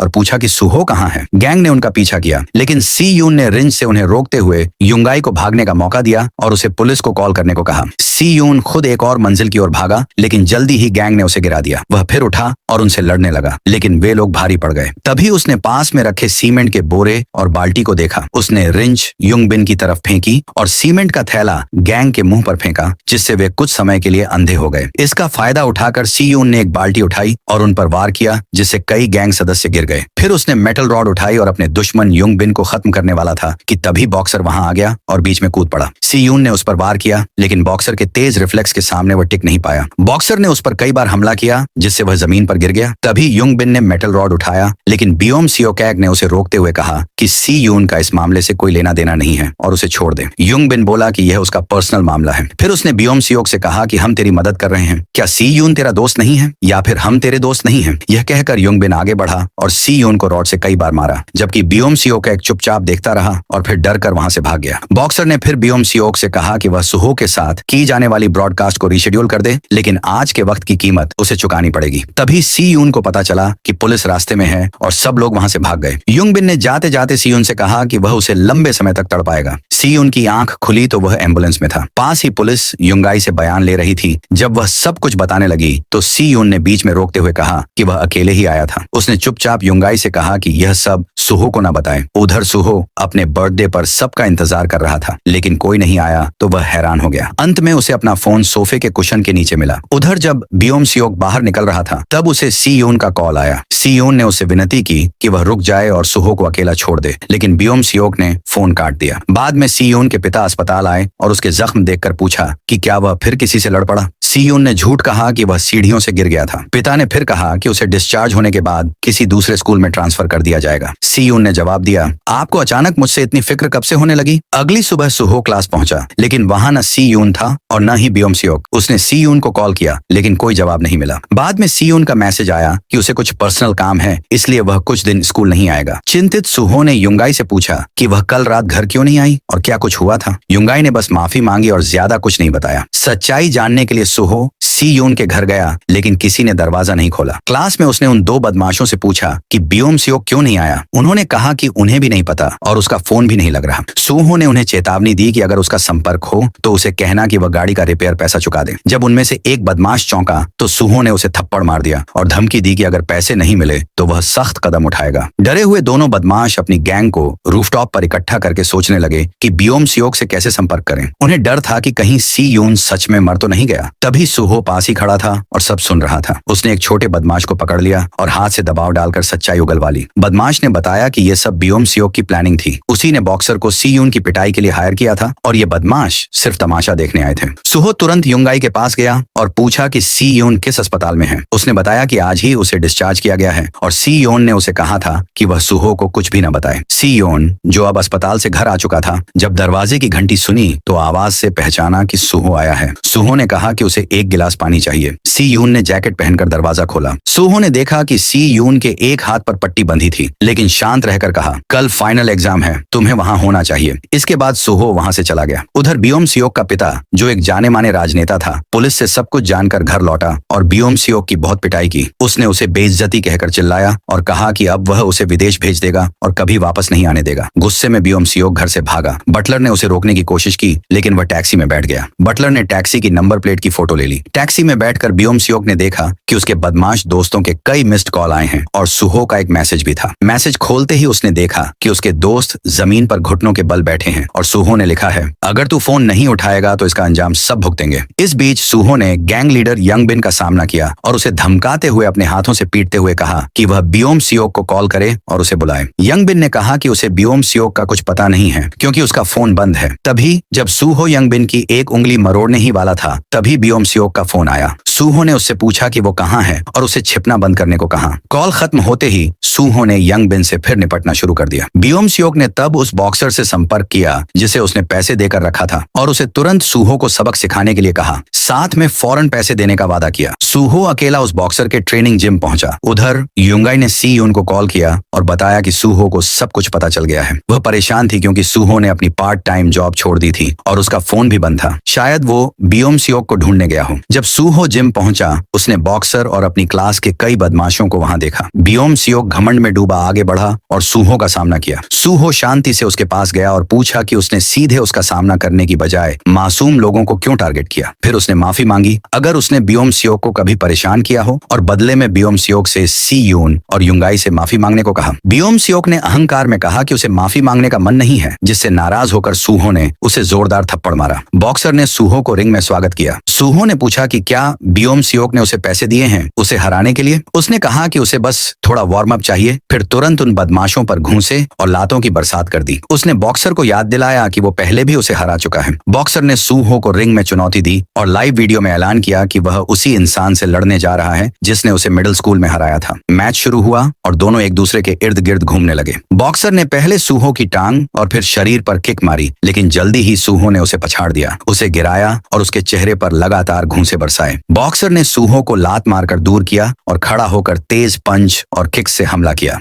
सूहो ने उसका जवाब दिया और उसे फिर से नीचे गिरा दिया, जिससे वह बेहोश हो गया। बाहर खड़े एक बदमाश ने सूहो की टांग पकड़ी, जिससे वह गिर गया और बॉक्सर ने इस मौके का फायदा उठाते हुए उसके चेहरे पर जोरदार किक मारी, जिससे सूहो बेहोश हो गया। बियोम सियोक घमंड में भरकर रिंग में आया और सूहो को ताना मारते हुए पूछा कि वो खुद को क्या समझता है और ये कि उसके जैसा कोई उसके सामने इस तरह कैसे देख सकता है। कमजोर हालत में भी सूहो ने बियोम सियोक से कहा कि दूसरों को दोष देना बंद करे और खुद को संभाले। गुस्से में बियोम सियोक ने उस पर लगातार किक बरसाई और उसके दोस्त भी उसे मारने में शामिल हो गए। बॉक्सर ने फिर लाइव वीडियो बंद कर दिया ताकि वे बिना किसी गवाह के सूहो को बेरहमी से पीट सकें। वे सूहो को तब तक कुचलते रहे जब तक बियोम सियोक के पॉलिटिशियन पिता के सेक्रेटरी वहां नहीं पहुंच गए। बटलर ने बियोम सियोक को अलग किया, लेकिन वो नहीं माना। एक बदमाश ने सूहो की नब्ज देखी और पाया कि वह सांस नहीं ले रहा, जिससे सब घबरा गए और भागने लगे। सेक्रेटरी ने उन्हें रोका और कहा कि चूंकि वे आखिरी लोग थे जिन्होंने सूहो को छुआ, इसलिए वे भी फंस सकते हैं। उसने कहा कि वह सब संभालेगा। बियोम सियोक कांपते हुए सूहो के पास घुटनों पर बैठ गया और उसे जागने की गुहार करने लगा। सेक्रेटरी के आदमी उसे वहां से ले गए। उधर सी यून युंगाई के साथ उस जगह पहुंचा जहां वे सूहो को ढूंढ रहे थे, लेकिन वह वहां नहीं था। सेक्रेटरी ने बदमाशों को झूठी कहानी बताने को कहा कि सूहो उनके साथ वर्कआउट करने आया था और अचानक बेहोश हो गया। उसने बॉक्सर को वीडियो डिलीट करने और सारे सीबीसी फुटेज मिटाने का आदेश दिया। जब पुलिस पहुंची, उन्होंने बदमाशों और बॉक्सर से बयान लिए। सूहो को एम्बुलेंस में ले जाया गया। सेक्रेटरी ने सूहो के फोन से सी यून को मैसेज किया कि वह वर्कआउट में बिजी है और कॉल नहीं उठा सकता। बाद में बियोम सियोक के पिता ने गुस्से में उसे थप्पड़ मारा और कहा कि जब वह उसे फिलीपींस भेजेगा तो उसे हमेशा के लिए खत्म कर देगा। डरे हुए बियोम सियोक ने बटलर से सूहो की हालत पूछी, लेकिन बटलर चुप रहा। अगले दिन सी यून ने अपना फाइनल एग्जाम दिया और देखा कि सूहो और बियोम सियोक दोनों गायब थे। एग्जाम खत्म कर उसने फोन देखा तो युंगाई के कई मिस्ड कॉल थे। फोन करने पर उसे पता चला कि सूहो अस्पताल में बेहोश है। युंगाई ने बताया कि कोई आया था, सूहो का सारा अस्पताल खर्च चुका दिया और उसकी दादी से कुछ पेपर पर साइन करवा लिए, शायद बियोम सियोक से जुड़े हुए। सी यून तुरंत अस्पताल भागा जहां सूहो की दादी उसकी देखभाल कर रही थी। सी यून की आंखों में आंसू आ गए जब उसने सूहो को वेंटिलेटर पर गंभीर हालत में बेहोश देखा। युंगाई ने उसे घर जाकर आराम करने को कहा क्योंकि अगला एग्जाम अभी बाकी था। सी यून ने गुस्से से सूहो को देखा और वहां से निकल गया। उधर सेक्रेटरी ने बियोम सियोक से कहा कि वह अपने पॉलिटिशियन पिता के साथ स्कूल जाकर सभी से अलविदा कहे। बियोम सियोक ने फिर से सूहो की हालत पूछी तो सेक्रेटरी ने कहा कि वो जिंदा है, लेकिन अगर उसे जिंदा रखना है तो अपना बर्ताव सुधारे। सी यून एक दूसरे स्कूल पहुंचा और यंग बिन की क्लास पूछी। जब यंग बिन क्लास में आया तो सभी सहमे हुए थे। अचानक सी यून ने उसका सिर पकड़कर उसे डेस्क पर पटका और जमीन पर गिरा दिया। उसने यंग बिन से पूछा कि वो कमीना कहाँ है। फिर उसने एक पेन लेकर यंग बिन के कंधे में घुसा दिया और बॉक्सर का लोकेशन बताया। यंग बिन डर के मारे सब कुछ बता बैठा कि बॉक्सर जिम में है, वो खुद नहीं था, बस वीडियो देखा था और बियोम सियोक ही इस सब का मास्टरमाइंड था। उसने वीडियो भी दे दिया। सी यून ने उसे फिर एक मुक्का मारा और फोन लेकर वीडियो देखा जिसमें बियोम सियोक बेरहमी से सूहो को मार रहा था। बियोम सियोक अपनी गाड़ी में अपने पॉलिटिशियन पिता के साथ स्कूल जा रहा था। तभी युंगाई बीच में आ गई। उसने बियोम सियोक से पूछा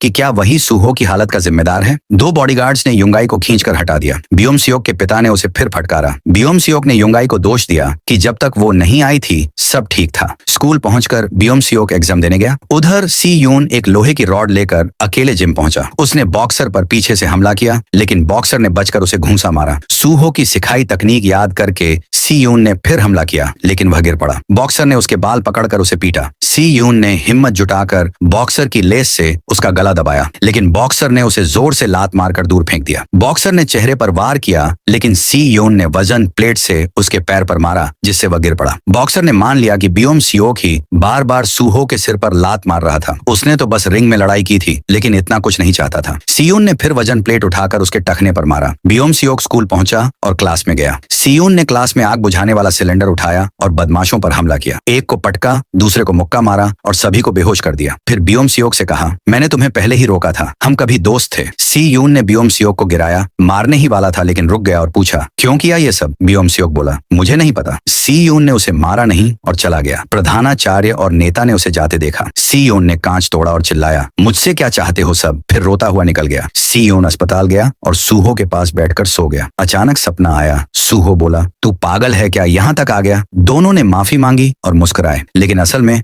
सूहो अब भी कोमा में था। कुछ समय बाद बियोम सियोक पढ़ाई के लिए फिलीपींस चला गया। किसी को नहीं पता उसका क्या हुआ। युंगाई ने खुद को सबके जीवन से अलग कर लिया। पॉलिटिशियन ने पहले सी यून को सुधार गृह भेजना चाहा, लेकिन वीडियो देखकर छोड़ दिया। पर उसने यह पक्का किया कि कोई स्कूल सी यून को न ले। सिर्फ एक दूर गांव का स्कूल तैयार हुआ। माँ उसे अंदर छोड़ना चाहती थी, लेकिन वह अकेला गया। पिता ने कहा, तूने बहुत अच्छा किया। क्लास में बदमाश लड़के थे। सी यून का परिचय हुआ। उसकी आवाज बहुत धीमी थी। एक बदमाश ने उसकी किताबें जमीन पर फेंकी और कहा, तू मेरा गुलाम बनेगा। सी यून बोला, मुझे यही उम्मीद थी। उसने एक पेन उठाया और उस बदमाश की आंखों में सीधा देखा। थोड़ी देर बाद किसी ने एक टैटू वाले लड़के को बताया कि नया लड़का उनके आदमी को हरा चुका है। उसने पूछा, अब क्या करना है? योन सी यून एक साइकेट्रिस्ट से बात कर रहा होता है। वो बताता है कि उसे नींद नहीं आती क्योंकि उसे हर रात डरावने सपने आते हैं। ये सपने उसके दोस्त सूहो से जुड़ी घटना के बारे में होते हैं, जो अभी भी कोमा में है। अब सी यून ने एक नया स्कूल ज्वाइन किया है, यूनजांग हाई स्कूल। ये स्कूल भी पहले वाले की तरह अराजक और उलझा हुआ है। स्कूल में अफवाहें फैल रही हैं कि उसने अपने पिछले स्कूल में किसी को मार डाला था, इसलिए उसे यहाँ ट्रांसफर किया गया। इस वजह से ज्यादातर लड़के उससे डरते हैं और उसे दूर रहते हैं। ह्यो मान इस स्कूल का गुंडा है और उसका चमचा है सीओ जूनताए। जूनताए पूरे स्कूल में बच्चों को स्नैक्स पहुंचाता है। ये काम उसे ह्यो मान ने दिया है। ह्यो मान ने उसे एक लिस्ट दी है जिसमें कई काम करने हैं। उनमें से एक है अपने सभी क्लासमेट्स के फोन चुराना। स्कूल खत्म होने से पहले ह्यो मान उस लिस्ट को चेक करता है और देखता है कि जूनताए ने सी यून के आगे लिखा है, इससे पंगा न ले। ये देखकर ह्यो मान गुस्से से पागल हो जाता है। जूनताए की पिटाई करता है और उसे कहता है कि आज के दिन खत्म होने से पहले वो सी यून का फोन चुराए। जूनताए क्लास मॉनिटर है। स्कूल की नियम है कि सभी स्टूडेंट्स को सुबह में अपने फोन जमा करने होते हैं, जो उन्हें शाम को वापस मिलते हैं। उसी दिन जब जूनताए टीचर से फोन इकट्ठा करता है, वह सी यून का फोन चुपके से चुरा लेता है और ह्यो मान को दे देता है। बाद में जब सी यून अपने फोन के बारे में पूछता है, जूनताए ऐसा दिखाता है जैसे उसे कुछ नहीं पता। लेकिन जब सी यून चुपचाप और बिना शिकायत के फोन के खोने की बात स्वीकार कर लेता है, तो जूनताए को अंदर से बहुत अपराध बोध होता है। क्लास के बाद वह सी यून के पीछे जाता है और माफी मांगने की कोशिश करता है। सी यून को पहले से पता होता है कि जूनताए फोन चुराता है, इसलिए वह उसे डरपोक कहता है और कहता है कि वो उसे मूर्ख समझता है। यही उसकी सबसे बड़ी गलती है। उस शाम सी यून अपनी माँ के साथ नया फोन खरीदने जाता है। इस दौरान वे बात करते हैं कि सी यून को विदेश पढ़ाई के लिए जाना है और उसकी माँ इस बात से दुखी होती है कि वह उसके साथ ज्यादा समय नहीं बिता पा रही। अगली सुबह सी यून अपने दोस्त सूहो से मिलने अस्पताल जाता है। सूहो अभी भी कोमा में है। सी यून उसे बताता है कि वो रात में सो नहीं पाता और उसने जूनताए को डरपोक कहा, लेकिन फिर भी सी यून सोचता है कि असल में वह खुद जूनताए से भी बड़ा डरपोक है। वह अस्पताल में बैठकर सूहो को मैसेज लिखता है जैसे वो उससे बात कर रहा हो। स्कूल में सी यून देखता है कि ह्यो मान और उसके गुंडे जूनताए को सीढ़ियों पर मार रहे हैं। उसे अपने पुराने स्कूल की घटनाएं याद आने लगती हैं। एक पल के लिए वो सोचता है कि इन गुंडों की पिटाई कर दे, लेकिन फिर वो कुछ नहीं करता और चुपचाप क्लास चला जाता है। लंच टाइम पर जूनताए सी यून के पास आता है। वह उसके लिए स्नैक और ड्रिंक लाता है क्योंकि सी यून लंच ब्रेक में सोया रहता है। जूनताए कबूल करता है कि वह फोन चुराता है और ह्यो मान को देता है। वह कहता है कि उसके पास कोई और विकल्प नहीं होता। वह बताता है कि अब वो डरपोक नहीं बनना चाहता और सी यून से सीखना चाहता है। सी यून उसे न्यूटन का तीसरा नियम बताता है, हर क्रिया की बराबर और विपरीत प्रतिक्रिया होती है, यानी अगर तुम कुछ करोगे तभी कुछ बदलेगा। घर जाते समय जूनताए न्यूटन के नियमों के बारे में और जानकारी इंटरनेट पर ढूंढता है। तभी ह्यो मान के गुंडों का फोन आता है, लेकिन सी यून फोन नहीं उठाता। उस समय गुंडे एक बार में शराब पी रहे होते हैं और जूनताए से बिल भरवाना चाहते हैं। जब जूनताए जवाब नहीं देता, ह्यो मान खुद पैसे देता है और कहता है कि उसे एक गैंग यूनियन से बात करनी है। असल में ये यूनियन स्कूल के गुंडों का गैंग है जिसे सियोंगजे लीड करता है। ह्यो मान उस गैंग में शामिल होना चाहता है। सियोंगजे उस वक्त एक साइबर कैफे में गेम खेल रहा होता है। ह्यो मान उससे मिलता है और कहता है कि वह अगला टास्क पूरा करना चाहता है, 100 फोन चुराने का। तभी वहाँ एक बड़ा आदमी सियोंगजे की बुराई करता है और उसे सिर्फ एक हाई स्कूल का लड़का कहता है। सियोंगजे हंसते हुए उसका सिर टेबल पर पटक देता है। ये देखकर ह्यो मान डर के मारे वहाँ से जल्दी भाग जाता है। अगली सुबह जूनताए स्कूल जल्दी पहुंच जाता है। उसने न्यूटन के पहले नियम से समझा कि अगर कोई चीज स्थिर है तो उसे बदलने के लिए कोई बाहरी ताकत जरूरी होती है। इसीलिए वो ह्यो मान और उसके गुंडों के लॉकर्स में घुसकर सारे चोरी हुए फोन वापस कर देता है और हर एक के लिए माफी का नोट भी छोड़ता है। फिर वह थक कर सो जाता है। जब सी यून स्कूल आता है, वह छात्रों को जूनताए के काम की चर्चा करते सुनता है। वे ह्यो मान के रिएक्शन को लेकर डरे हुए हैं और जूनताए के लिए चिंता करते हैं। ह्यो मान को जब यह पता चलता है तो वह गुस्से में क्लास की ओर दौड़ता है। जूनताए जानता था कि ऐसा होगा, इसलिए वह अपने मुंह में ब्रेड रखता है जिससे मुंह की चोट कम हो और अपना चश्मा उतार देता है। वह ह्यो मान का सामना करने की कोशिश करता है, लेकिन फिर भी उसे बहुत बुरी तरह पीटा जाता है। सी यून चुपचाप खड़ा होकर यह सब देखता है। इन घटनाओं को देखकर उसे फिर से सूहो की याद आती है, खासकर जब पहली बार सूहो ने उसे किसी पर कुर्सी फेंकने से रोका था। और अब जब ह्यो मान जमीन पर पड़े जूनताए पर कुर्सी से हमला करने की कोशिश करता है तो सी यून आगे बढ़कर बीच में आ जाता है। वही दूसरी तरफ हमें दो नए किरदारों से मिलवाया जाता है, पार्क हू मिन और गो ह्यून ताक। ये दोनों स्कूल की बास्केटबॉल टीम के सदस्य हैं। जब सियोन और ह्यो मान के बीच क्लास 4 में लड़ाई चल रही होती है, ह्यून ताक और उसके दोस्त इस बात की शिकायत कर रहे होते हैं कि ह्यू मिन के सस्पेंशन की वजह से वे बास्केटबॉल टूर्नामेंट में हिस्सा नहीं ले पा रहे। ह्यून ताक जब बास्केटबॉल टूर्नामेंट के बारे में टीचर से बात करने जा रहा होता है, तब वह क्लास 4 में हो रही हलचल को देखता है। देखता है और बाकी छात्रों के साथ अंदर चला जाता है। उस वक्त सियोन खुद को ह्योमान से लगातार पिटने दे रहा होता है। वह पलटकर वार नहीं करता। अचानक सियोन ह्योमान का एक पंच चकमा देकर बचता है, जिससे ह्योमान और गुस्से में आ जाता है। तभी ह्यून ताक बीच में आता है और ह्योमान को रोकता है। ह्योमान और ह्यून ताक आपस में बहस करने लगते हैं। ह्योमान ह्यून ताक को हुमिन का चमचा बोलता है। ये सुनकर ह्यून ताक को गुस्सा आ जाता है और वह कराटे स्टाइल में एक बैक किक मारता है, जो बस हल्के से ह्योमान की नाक को छूती है। ह्योमान डर के मारे कांपने लगता है और चुप हो जाता है। ह्यून ताक उसे याद दिलाता है कि वह उसे सिर्फ एक किक में गिरा सकता है। ह्योमान को चिल्लाता है और फिर क्लास छोड़कर चला जाता है। सियोन ह्यून ताक की बातों को अनदेखा करता है और जून ताए की मदद करने के लिए नर्स रूम ले जाने निकलता है, लेकिन जून ताए नर्स के पास जाने से मना कर देता है। वह कहता है कि अगर वे नर्स के पास गए तो नर्स सब कुछ बड़ा बना देती है और फिर ह्योमान को बुलाया जाता है। इसके बाद ह्योमान उन्हें फिर से मारता है। ये एक खराब चक्र है जो चलता रहता है। सियोन जून ताए से पूछता है कि उसने मोबाइल क्यों लौटाए, तो वह कहता है कि यह न्यूटन का तीसरा नियम है। सियोन उसे समझाना चाहता है कि असल में वो नियम इसका मतलब नहीं रखता, लेकिन तभी जून ताए के दोस्त दौड़ते हुए आते हैं और उसकी चिंता करते हैं। सियोन चुपचाप वहां से चला जाता है। बाद में ह्यून ताक कुछ छात्रों को सियोन के बारे में बातें करते सुनता है। वह उनमें दिलचस्पी दिखाता है तो वे उसे बताते हैं कि सियोन ने अपने पुराने स्कूल में क्या किया था। ह्यून ताक को लगता है कि ये स्मोकिंग करने वाले बदमाश बस झूठ बोल रहे हैं, लेकिन अब वह सियोन के बारे में और जानने के लिए उत्सुक हो जाता है। स्कूल खत्म होने के बाद जून ताए सियोन के पीछे भागता है और उसे ल्यूटिन और मैग्नीशियम की गोलियां देता है। वह बताता है कि ल्यूटिन एकाग्रता में मदद करता है और मैग्नीशियम नींद में। जून ताए सियोन को उसकी मदद के लिए धन्यवाद कहता है और चला जाता है। उसी रात सियोन अपनी नींद की दवाइयों की जगह जून ताए की दी हुई गोलियां लेता है। अगले दिन स्कूल में सियोन पहले से ज्यादा सतर्क होता है और जून ताए के साथ लंच करता है। वह उसे गोलियों के लिए धन्यवाद देता है। लंच के बाद वे साथ बैठकर ह्यून ताक और उसके दोस्तों को बास्केटबॉल खेलते हुए देखते हैं। तभी ह्योमान उनके पास आता है और ऐसा दिखाता है जैसे वह दोस्ताना बात कर रहा हो। वह सियोन से कहता है कि ह्यून ताक उसे मारने वाला है। सियोन ह्यून ताक की तरफ घूरता है, जिससे ह्यून ताक का ध्यान उस पर जाता है। फिर ह्योमान ह्यून ताक से कहता है कि अब वह और सियोन अच्छे दोस्त बन गए हैं। जून ताए सियोन से कहता है कि वह 5वें पीरियड से पहले वॉशरूम जा रहा है। तभी ह्योमान का गैंग उसे पकड़ कर ले जाता है। उधर जब ह्यून ताक और उसके दोस्त लंच ब्रेक के बाद लॉकर रूम से बाहर आते हैं तो ह्योमान लॉकर रूम में चीजें इधर उधर फेंक देता है। जून ताए क्लास में 5वें पीरियड से लेकर पूरे दिन के अंत तक नहीं लौटता। फिर ह्योमान सियोन के पास आता है और कहता है कि ह्यून ताक ने जून ताए को उनके जिम रूम में घसीटा है। सियोन जाकर देखता है तो पाता है कि जून ताए एक लॉकर में बंद है। वह लंच ब्रेक से ही वहां बंद था। सियोन समझ जाता है कि यह सब ह्योमान की चाल है। उधर जब ह्यून ताक को कोई बताता है कि सियोन क्लब रूम को बर्बाद कर रहा है और उससे लड़ना चाहता है तो वह गुस्से में वहां दौड़ता है। वह देखता है कि सियोन क्लब रूम से बाहर निकल रहा है और समझता है कि सब कुछ उसी ने तोड़ा है। इस बीच ह्योमान अपने गैंग के साथ मिलकर प्लान बना रहा होता है कि वह ह्यून ताक और सियोन के बीच की लड़ाई का कैसे फायदा उठाए। घर जाते वक्त सियोन जानबूझकर उस शॉर्टकट रास्ते से जाता है जहां बदमाश लड़के खड़े रहते हैं। उसे पता होता है कि कुछ होने वाला है, लेकिन वह कहता है कि दूसरा रास्ता लेना टाइम की बर्बादी होगी। जैसा उसने सोचा था, ह्यून ताक उसे वहीं मिल जाता है। सियोन जानता है कि ह्यून ताक उसकी बात नहीं सुनेगा, इसलिए वह सीधे उसे लड़ने को कहता है। ह्यून ताक सियोन को ढोंगी कहता है, जो बाहर से तो शरीफ बनता है लेकिन पिछले स्कूल में किसी की जिंदगी बर्बाद कर चुका है। वह कहता है कि सियोन की वजह से सूहो कोमा में चला गया। ये बात सुनकर सियोन और गुस्से में आ जाता है और दोनों की जबरदस्त लड़ाई शुरू हो जाती है। कुछ देर बाद ह्योमान और उसका गैंग वहां पहुंच जाते हैं। अब ह्यून ताक और सियोन मिलकर लड़ाई करते हैं, लेकिन वे संख्या में कम होते हैं। तभी अचानक पार्क हुमिन वहां आ जाता है। उसकी मौजूदगी से सभी बदमाश डर जाते हैं। ह्योमान, जो सियोन को बैट से मारने वाला था, डर कर बैट नीचे गिरा देता है और हुमिन से माफी मांगने लगता है। हुमिन बास्केटबॉल को ह्योमान के सिर पर जोर से पटकता है और वह बेहोश हो जाता है। सियोन हुमिन की निशानेबाजी देखकर हैरान रह जाता है। हुमिन पूछता है कि सियोन कौन है, क्योंकि उसने उसे पहले कभी नहीं देखा, लेकिन उसे लगता है कि सियोन में हिम्मत है। हुमिन बदमाशों को याद दिलाता है कि उसकी एक पॉलिसी है, जब भी कोई यूजांग हाई स्कूल की यूनिफॉर्म में हो तो लड़ाई नहीं होनी चाहिए। इसके बाद हुमिन उन बदमाशों को वहां से भगा देता है। ह्यून ताक सियोन से माफी मांगता है क्योंकि उसने उसकी नीयत को गलत समझा था। सियोन बिना कुछ बोले वहां से चला जाता है और जून ताए उसके पीछे दौड़ता है। जून ताए उसे अफवाहों को लेकर तसल्ली देने की कोशिश करता है कि लोग कह रहे हैं कि उसने किसी की जिंदगी बर्बाद कर दी। सियोन जवाब देता है कि जो भी बच्चे कह रहे हैं वो अफवाह नहीं है और इसी वजह से वह दूसरों से लड़ाई नहीं करना चाहता। अगले दिन हुमिन सस्पेंशन से स्कूल लौटता है। वह बहुत जोश में होता है और रास्ते में सबको खुशी से हेलो कहता है। क्लास में ह्यूमिन और ह्यून ताक के बीच एक गंभीर बात होती है। वे गांगहक हाई के खिलाफ एक प्रैक्टिस गेम खेलने की योजना बनाते हैं। ह्यून ताक डरता है कि उनकी टीम के खिलाड़ी घायल हो सकते हैं, क्योंकि गांगहक की टीम बास्केटबॉल के साथ साथ मिक्स्ड मार्शल आर्ट भी करती है। फिर ह्यूमिन, ह्यून ताक, जून ताए और सियोन को ऑफिस में बुलाया जाता है। उन पर आरोप लगाया जाता है कि उन्होंने ह्योमान के ग्रुप के सभी लोगों को पीटा है क्योंकि वे स्कूल नहीं आए। ह्यूमिन की बेवकूफी तब सामने आती है जब वह टीचर से कहता है कि ये गलत एक्विजिशन है, जबकि सही शब्द एक्यूजेशन होता है। सजा के तौर पर टीचर उन्हें वीकेंड पर वॉलंटियर करने के लिए कहता है। ह्यून ताक इसका विरोध करता है और कहता है कि ह्योमान का ग्रुप भी दोषी है क्योंकि उन्होंने ही शुरुआत की थी, लेकिन टीचर इस बारे में कोई बहस नहीं करना चाहता। जून ताए सियोन को यूनियन के बारे में बताता है। ये बदमाश बदमाशों का एक ग्रुप है जो आसपास के स्कूलों से बना है, जैसे Joel high, गांगहक high, Yaosang high आदि। ये सब मिलकर एक गैंग बनाए हैं जो आपस में मिलकर धंधा करते हैं। ह्योमान भी उस गैंग का हिस्सा बनना चाहता था, इसलिए वह बच्चों के मोबाइल इकट्ठा कर रहा था ताकि यूनियन लीडर्स को दे सके, लेकिन हु मिन ने उसे रोका और यू जांग हाई के बच्चों को लड़ाई में पड़ने से बचाया। इससे यूनियन के लड़के गुस्से में आ गए और यू जांग की यूनिफॉर्म पहने किसी भी स्टूडेंट को देखकर उसे मारने और पैसे लूटने लगे। हु मिन को गुस्सा आया और उसने यूनियन के सभी गुंडों को बुरी तरह पीटा। जून ताई कहता है कि यूनियन में कोई भी हु मिन के सामने टिक नहीं सका। यूनियन लीडर्स ह्योमान से नाराज हो जाते हैं क्योंकि वह यू जांग हाई को कंट्रोल नहीं कर पाया। ह्योमान को बैकजिन के पास खींच कर ले जाया जाता है जो यूनियन का लीडर है। ह्योमान कुछ समय की मोहलत मांगता है, लेकिन बैकजिन कहता है कि जब तक हु मिन है तब तक वो उस इलाके को नहीं जीत सकते। उसी समय सियोंग फोन पर उनकी बात सुन रहा होता है। बैकजिन कहता है कि अब समय आ गया है कि वे खुद हु मिन से मिलने जाएं। वीकेंड पर सियोन, ह्यूमिन, ह्यूनताक और जून ताई के साथ वॉलंटियर करता है। इस दौरान ह्यूमिन का अजीब व्यवहार और ह्यूनताक से उसकी लगातार बहसें देखकर सियोन मुस्कुराने लगता है। लंच टाइम पर उनकी बहस के कारण गलती से सियोन की हुडी पर सॉस गिर जाता है। सियोन वॉशरूम जाकर अपने कपड़े साफ करने जाता है, वहीं उसे सियोंग वॉशरूम के बाहर खड़ा मिलता है। सियोंग सियोन की फोटो खींचता है। वह गुस्सा हो जाता है जब देखता है कि सियोन उसे डरा नहीं बल्कि सीधे उसकी आंखों में देख रहा है। सियोंग उसे मारने की कोशिश करता है, लेकिन सियोन बड़ी चालाकी से उसके सभी पंच बचा लेता है। सियोंग हार मान लेता है जब उसे लगता है कि सियोन पास के एक फूलदान को हथियार बना सकता है। वॉशरूम से बाहर निकलते ही सियोंग की मुलाकात हु मिन से होती है। वह हु मिन से मजाक करता है कि वो और बैकजिन प्रेमियों की तरह झगड़ना बंद कर दें, जिससे उसे बीच में न पड़ना पड़े। अब कुछ जानकारी बैकजिन के बारे में। वह योएल हाई का सबसे होशियार स्टूडेंट है और उसे स्कूल असेंबली में अवार्ड भी मिलता है। सेल्फ स्टडी के दौरान उसके अकाउंट में लगातार पैसे आ रहे होते हैं, जबकि वह मैथ्स के सवाल हल कर रहा होता है। थोड़ी देर बाद उसे सॉन्ग मॉक का फोन आता है जो उसे बताता है कि सारा पैसा उसके अकाउंट में डाल दिया गया है। सॉन्ग मॉक यह भी बताता है कि ह्योमान उससे मिलने आना चाहता है। बैकजिन मिलने पहुंचता है और वहां ह्योमान अपने गुंडों के साथ घात लगाकर खड़ा होता है। उन्हें लगता है कि बैकजिन सिर्फ पढ़ाकू है और लड़ नहीं सकता। ह्योमान भी सोचता है कि ऐसा लड़का गैंग लीडर कैसे बना, लेकिन बैकजिन सबको गलत साबित करता है और सारे गुंडों की बुरी तरह पिटाई करता है। वॉलंटियरिंग के बाद ह्यूनताक और जून ताई हु मिन के साथ उसके पापा के रेस्टोरेंट में चिकन खाने जाते हैं। इधर सियोन हॉस्पिटल में अपने दोस्त सू हो से मिलने जाता है। हु मिन उसे कॉल करता है और पूछता है कि वह सही सलामत घर पहुंच गया या नहीं, क्योंकि वह सियोंग को लेकर चिंतित था। सियोन कहता है कि वह सुरक्षित है। सियोन हॉस्पिटल में हमेशा की तरह सू हो को एक मैसेज लिखता है जिसमें वह उसे अपने दिन भर की बात बताता है। तभी सियोंग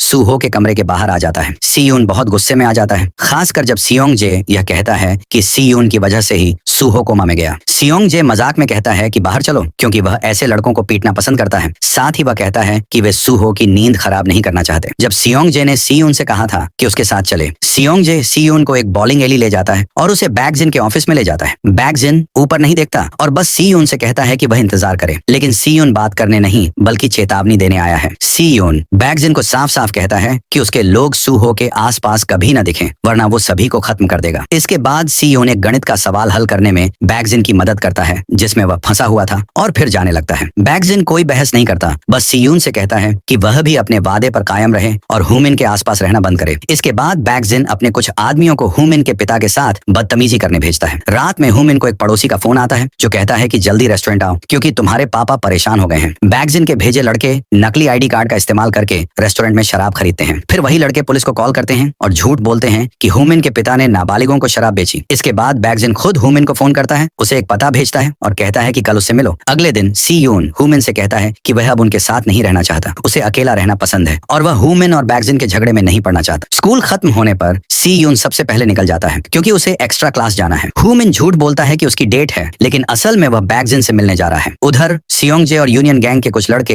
ह्यूनताक, जून ताई और सियोन को पकड़ने का काम कर रहे हैं। सियोन गांगहक हाई के कुछ लड़कों से मिलता है, लेकिन वो उसे जाने देते हैं क्योंकि बैकजिन ने कहा था कि उसे नहीं छेड़ना है। जून ताई और ह्यूनताक सियोंग की अगुवाई वाली गांगहक हाई की गैंग से टकरा जाते हैं। ह्यूनताक जून ताई को भागने का मौका देता है। दो लड़के जून ताई के पीछे भागते हैं और सियोंग एक और लड़के के साथ ह्यूनताक से भिड़ता है। जून ताई पीछा कर रहे लड़कों से थोड़ी देर के लिए बच निकलता है और सियोन को फोन करता है, लेकिन बात करते वक्त ही वे लड़के जून ताई को पकड़ लेते हैं। हालांकि जून ताई सियोन को दूर रहने को कहता है, फिर भी सियोन उसकी मदद के लिए वापस दौड़ पड़ता है। इस बीच हु मिन बॉलिंग एली पहुंचता है। नीचे यूनियन गैंग के कुछ सदस्य उसे रोकने की कोशिश करते हैं, लेकिन हु मिन उन्हें डराकर बैकजिन के ऑफिस का रास्ता पूछ लेता है। बैकजिन हु मिन से कहता है कि वह यूनियन गैंग में शामिल हो जाए। वह कहता है कि जब वे सब पास आउट करेंगे तो वह इस गैंग को पैसे कमाने वाला धंधा बना देगा। हु मिन बैकजिन को पागल कहता है और साफ कह देता है कि वह कभी भी उसकी गैंग में शामिल नहीं होगा। बैकजिन हु मिन को ही पागल कहकर याद दिलाता है कि वह तो सिर्फ उसे बहाने से यहाँ लाया है ताकि उसकी गैंग ह्यूनताक को पकड़ सके। हु मिन गुस्से में बैकजिन को पीटना चाहता है, लेकिन खुद को रोक लेता है। वापस जाते समय कुछ यूनियन गैंग के लोग उसे रोकते हैं, लेकिन वे हु मिन हुमिन के सामने टिक नहीं पाते। बैगजिन अपने ऑफिस से बाहर आता है और हुमिन को जाने देता है, लेकिन हुमिन कहता है, गलत फहमी मत पालना, ये तुम नहीं थे जिसने मुझे छोड़ा, मैं था जिसने तुम्हारे सारे आदमियों को नहीं मारा। अब हुमिन ह्युन ताक की मदद के लिए दौड़ता है। दूसरी ओर सियोंगजे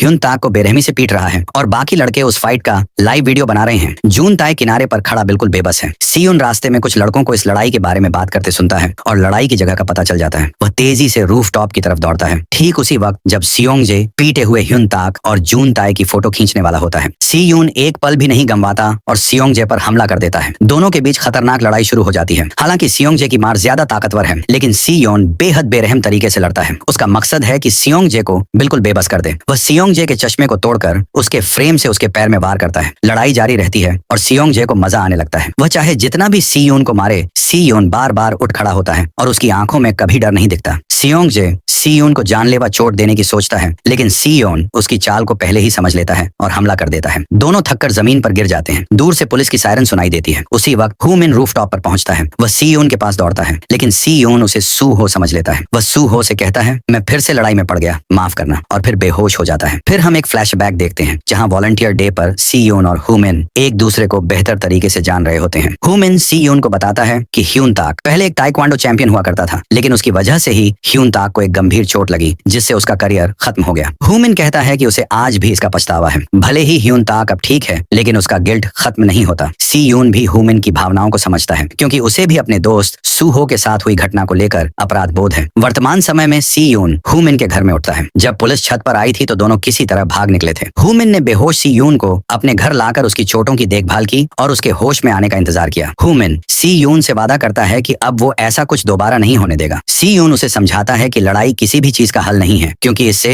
हिंसा का एक अंतहीन चक्र शुरू हो जाएगा, जिसमें किसी न किसी को गंभीर चोट लगेगी। हुमिन फैसला करता है कि वो बैगजिन के साथ चल रही दुश्मनी को खत्म कर देगा और हार मान लेगा। फिर पता चलता है कि बैगजिन और हुमिन बचपन के दोस्त थे। हुमिन हमेशा बैगजिन के लिए खड़ा रहता था जब उसे कोई तंग करता था। बैगजिन सियोंगजिन को अस्पताल से लेकर एक ऐसी जगह ले जाता है जहां वो आमतौर पर अपने गिरोह के लोगों को अनुशासन सिखाने के लिए ले जाता है। जब बैगजिन उससे उनके बर्नर अकाउंट के बारे में पूछता है तो सियोंगजिन को समझ आता है कि बैगजिन उसे चिंता में नहीं, बल्कि सिर्फ ये जानने लाया था कि उसने पुलिस को क्या बताया। सियोंगजिन गुस्सा हो जाता है। वो कहता है कि भले ही वो दोनों अच्छे लोग नहीं हैं, लेकिन उसने सोचा था कि वो एक टीम में है। वो बैगजिन को बताता है कि उसने पुलिस को क्या कहा और फिर चला जाता है। वो कहता है कि वो कुछ दिनों के लिए गायब रहेगा और बैगजिन को उसे ढूंढने की कोशिश नहीं करनी चाहिए। सियोन, ह्युन ताक, जून ताई और हुमिन की दोस्ती गहराने लगती है। वो साथ में स्कूल में पढ़ते हैं, बास्केटबॉल खेलते हैं और बाकी समय बस मस्ती करते हैं। एक दिन जब वो आराम से बैठे होते हैं, हुमिन को पुलिस स्टेशन से उसके पापा के केस के बारे में फोन आता है। पुलिस बताती है कि वो लड़के जिन्होंने कहा था कि उसके पापा ने नाबालिगों को शराब बेची, अब अपना बयान बदल रहे हैं। अब वो कहते हैं कि उसके पापा ने उनकी आईडी चेक नहीं की और जब उन्होंने शिकायत की तो उसने गुस्से में आकर पुलिस स्टेशन में ही एक लड़के को पीट दिया। हुमिन जब पुलिस स्टेशन पहुंचता है तब उसके पापा पुलिस लॉकअप में होते हैं। उसे वही लड़के हंसते हुए दिखते हैं और वो उनका पीछा करता है। गुस्से में आकर हुमिन उन पर हमला कर देता है। तभी बैगजिन का मैसेज आता है जिसमें लिखा होता है कि वो नहीं चाहता कि हुमिन ऐसा करे। बैगजिन कहता है कि वो उसके दोस्तों और पापा को तभी छोड़ेगा जब हुमिन यूनियन में शामिल हो जाएगा। इधर सियोन घर आता है और देखता है कि उसकी माँ उसका इंतजार कर रही होती है। उन्हें पता चल चुका होता है कि सियोन ट्यूशन क्लास नहीं जा रहा और उसके चेहरे की चोटें देखकर वो और ज्यादा परेशान हो जाती हैं। सियोन की माँ उसे विदेश की एक स्कूल में दाखिला दिलवाकर कहती हैं कि अब उसे वहाँ पढ़ने के लिए जाना होगा। सियोन मना कर देता है और कहता है कि जैसे पहले उन्होंने उसे अकेला छोड़ दिया था, वैसे ही अब भी उसे अकेला छोड़ दें। उसकी माँ रो पड़ती है। वो कहती है कि जो कुछ भी उसके पुराने स्कूल में हुआ उसके लिए वो खुद को दोषी मानती है और इसलिए अपने बेटे के लिए परेशान रहती है। अब सियोन विदेश जाने के बारे में सोचने लगता है। उधर बैगजिन ह्यूमिन को ब्लैकमेल करता रहता है, कभी उसके दोस्तों तो कभी उसके पापा की सुरक्षा का डर दिखाकर। ह्यूमिन स्कूल जाना बंद कर देता है और अपने पापा से इसी बात पर झगड़ा भी करता है। अपने दोस्तों और परिवार को बचाने के लिए ह्यूमिन आखिरकार यूनियन ज्वाइन करने का फैसला करता है। यूनियन में शामिल होने के बाद उसे पहला काम मिलता है स्टॉकहोम स्कूल के टॉप गैंग लीडर गोरिल्ला को यूनियन में शामिल करना। ह्यूमिन उसे एक नाइट क्लब में ढूंढ निकालता है और सिर्फ एक पंच में ही स्टॉकहोम स्कूल यूनियन का हिस्सा बन जाता है। ह्यून ताक और जून ताई स्कूल से सियोन का पता निकालते हैं। एक रात पहले वो सियोन के घर आते हैं। जब उसे विदेश जाना होता है वो उसे बाहर बुलाते हैं और आखिरी बार उसके साथ बास्केटबॉल खेलते हैं। सियोन उनसे ह्यूमिन के बारे में पूछता है और उसे पता चलता है कि ह्यूमिन कई दिनों से स्कूल नहीं आया है। सियोन परेशान हो जाता है और ह्यूमिन को फोन करता है। ह्यूमिन कहता है कि वो सुनिश्चित करेगा कि सियोन को कुछ ना हो और फिर फोन काट देता है। इसके बाद ह्यूमिन बॉलिंग एली पहुंचता है जहां बैगजिन और बाकी यूनियन के लोग उसका स्वागत करने के लिए पहले से मौजूद होते हैं। अंत में सियोन एयरपोर्ट पर फ्लाइट के लिए इंतजार कर रहा होता है। तभी जून ताई का फोन आता है। जून ताई उसे वो बात कहता है जिसका सियोन लंबे समय से इंतजार कर रहा था। वो कहता है कि हू मिन, ह्यून ताक और सू हो के साथ जो कुछ भी हुआ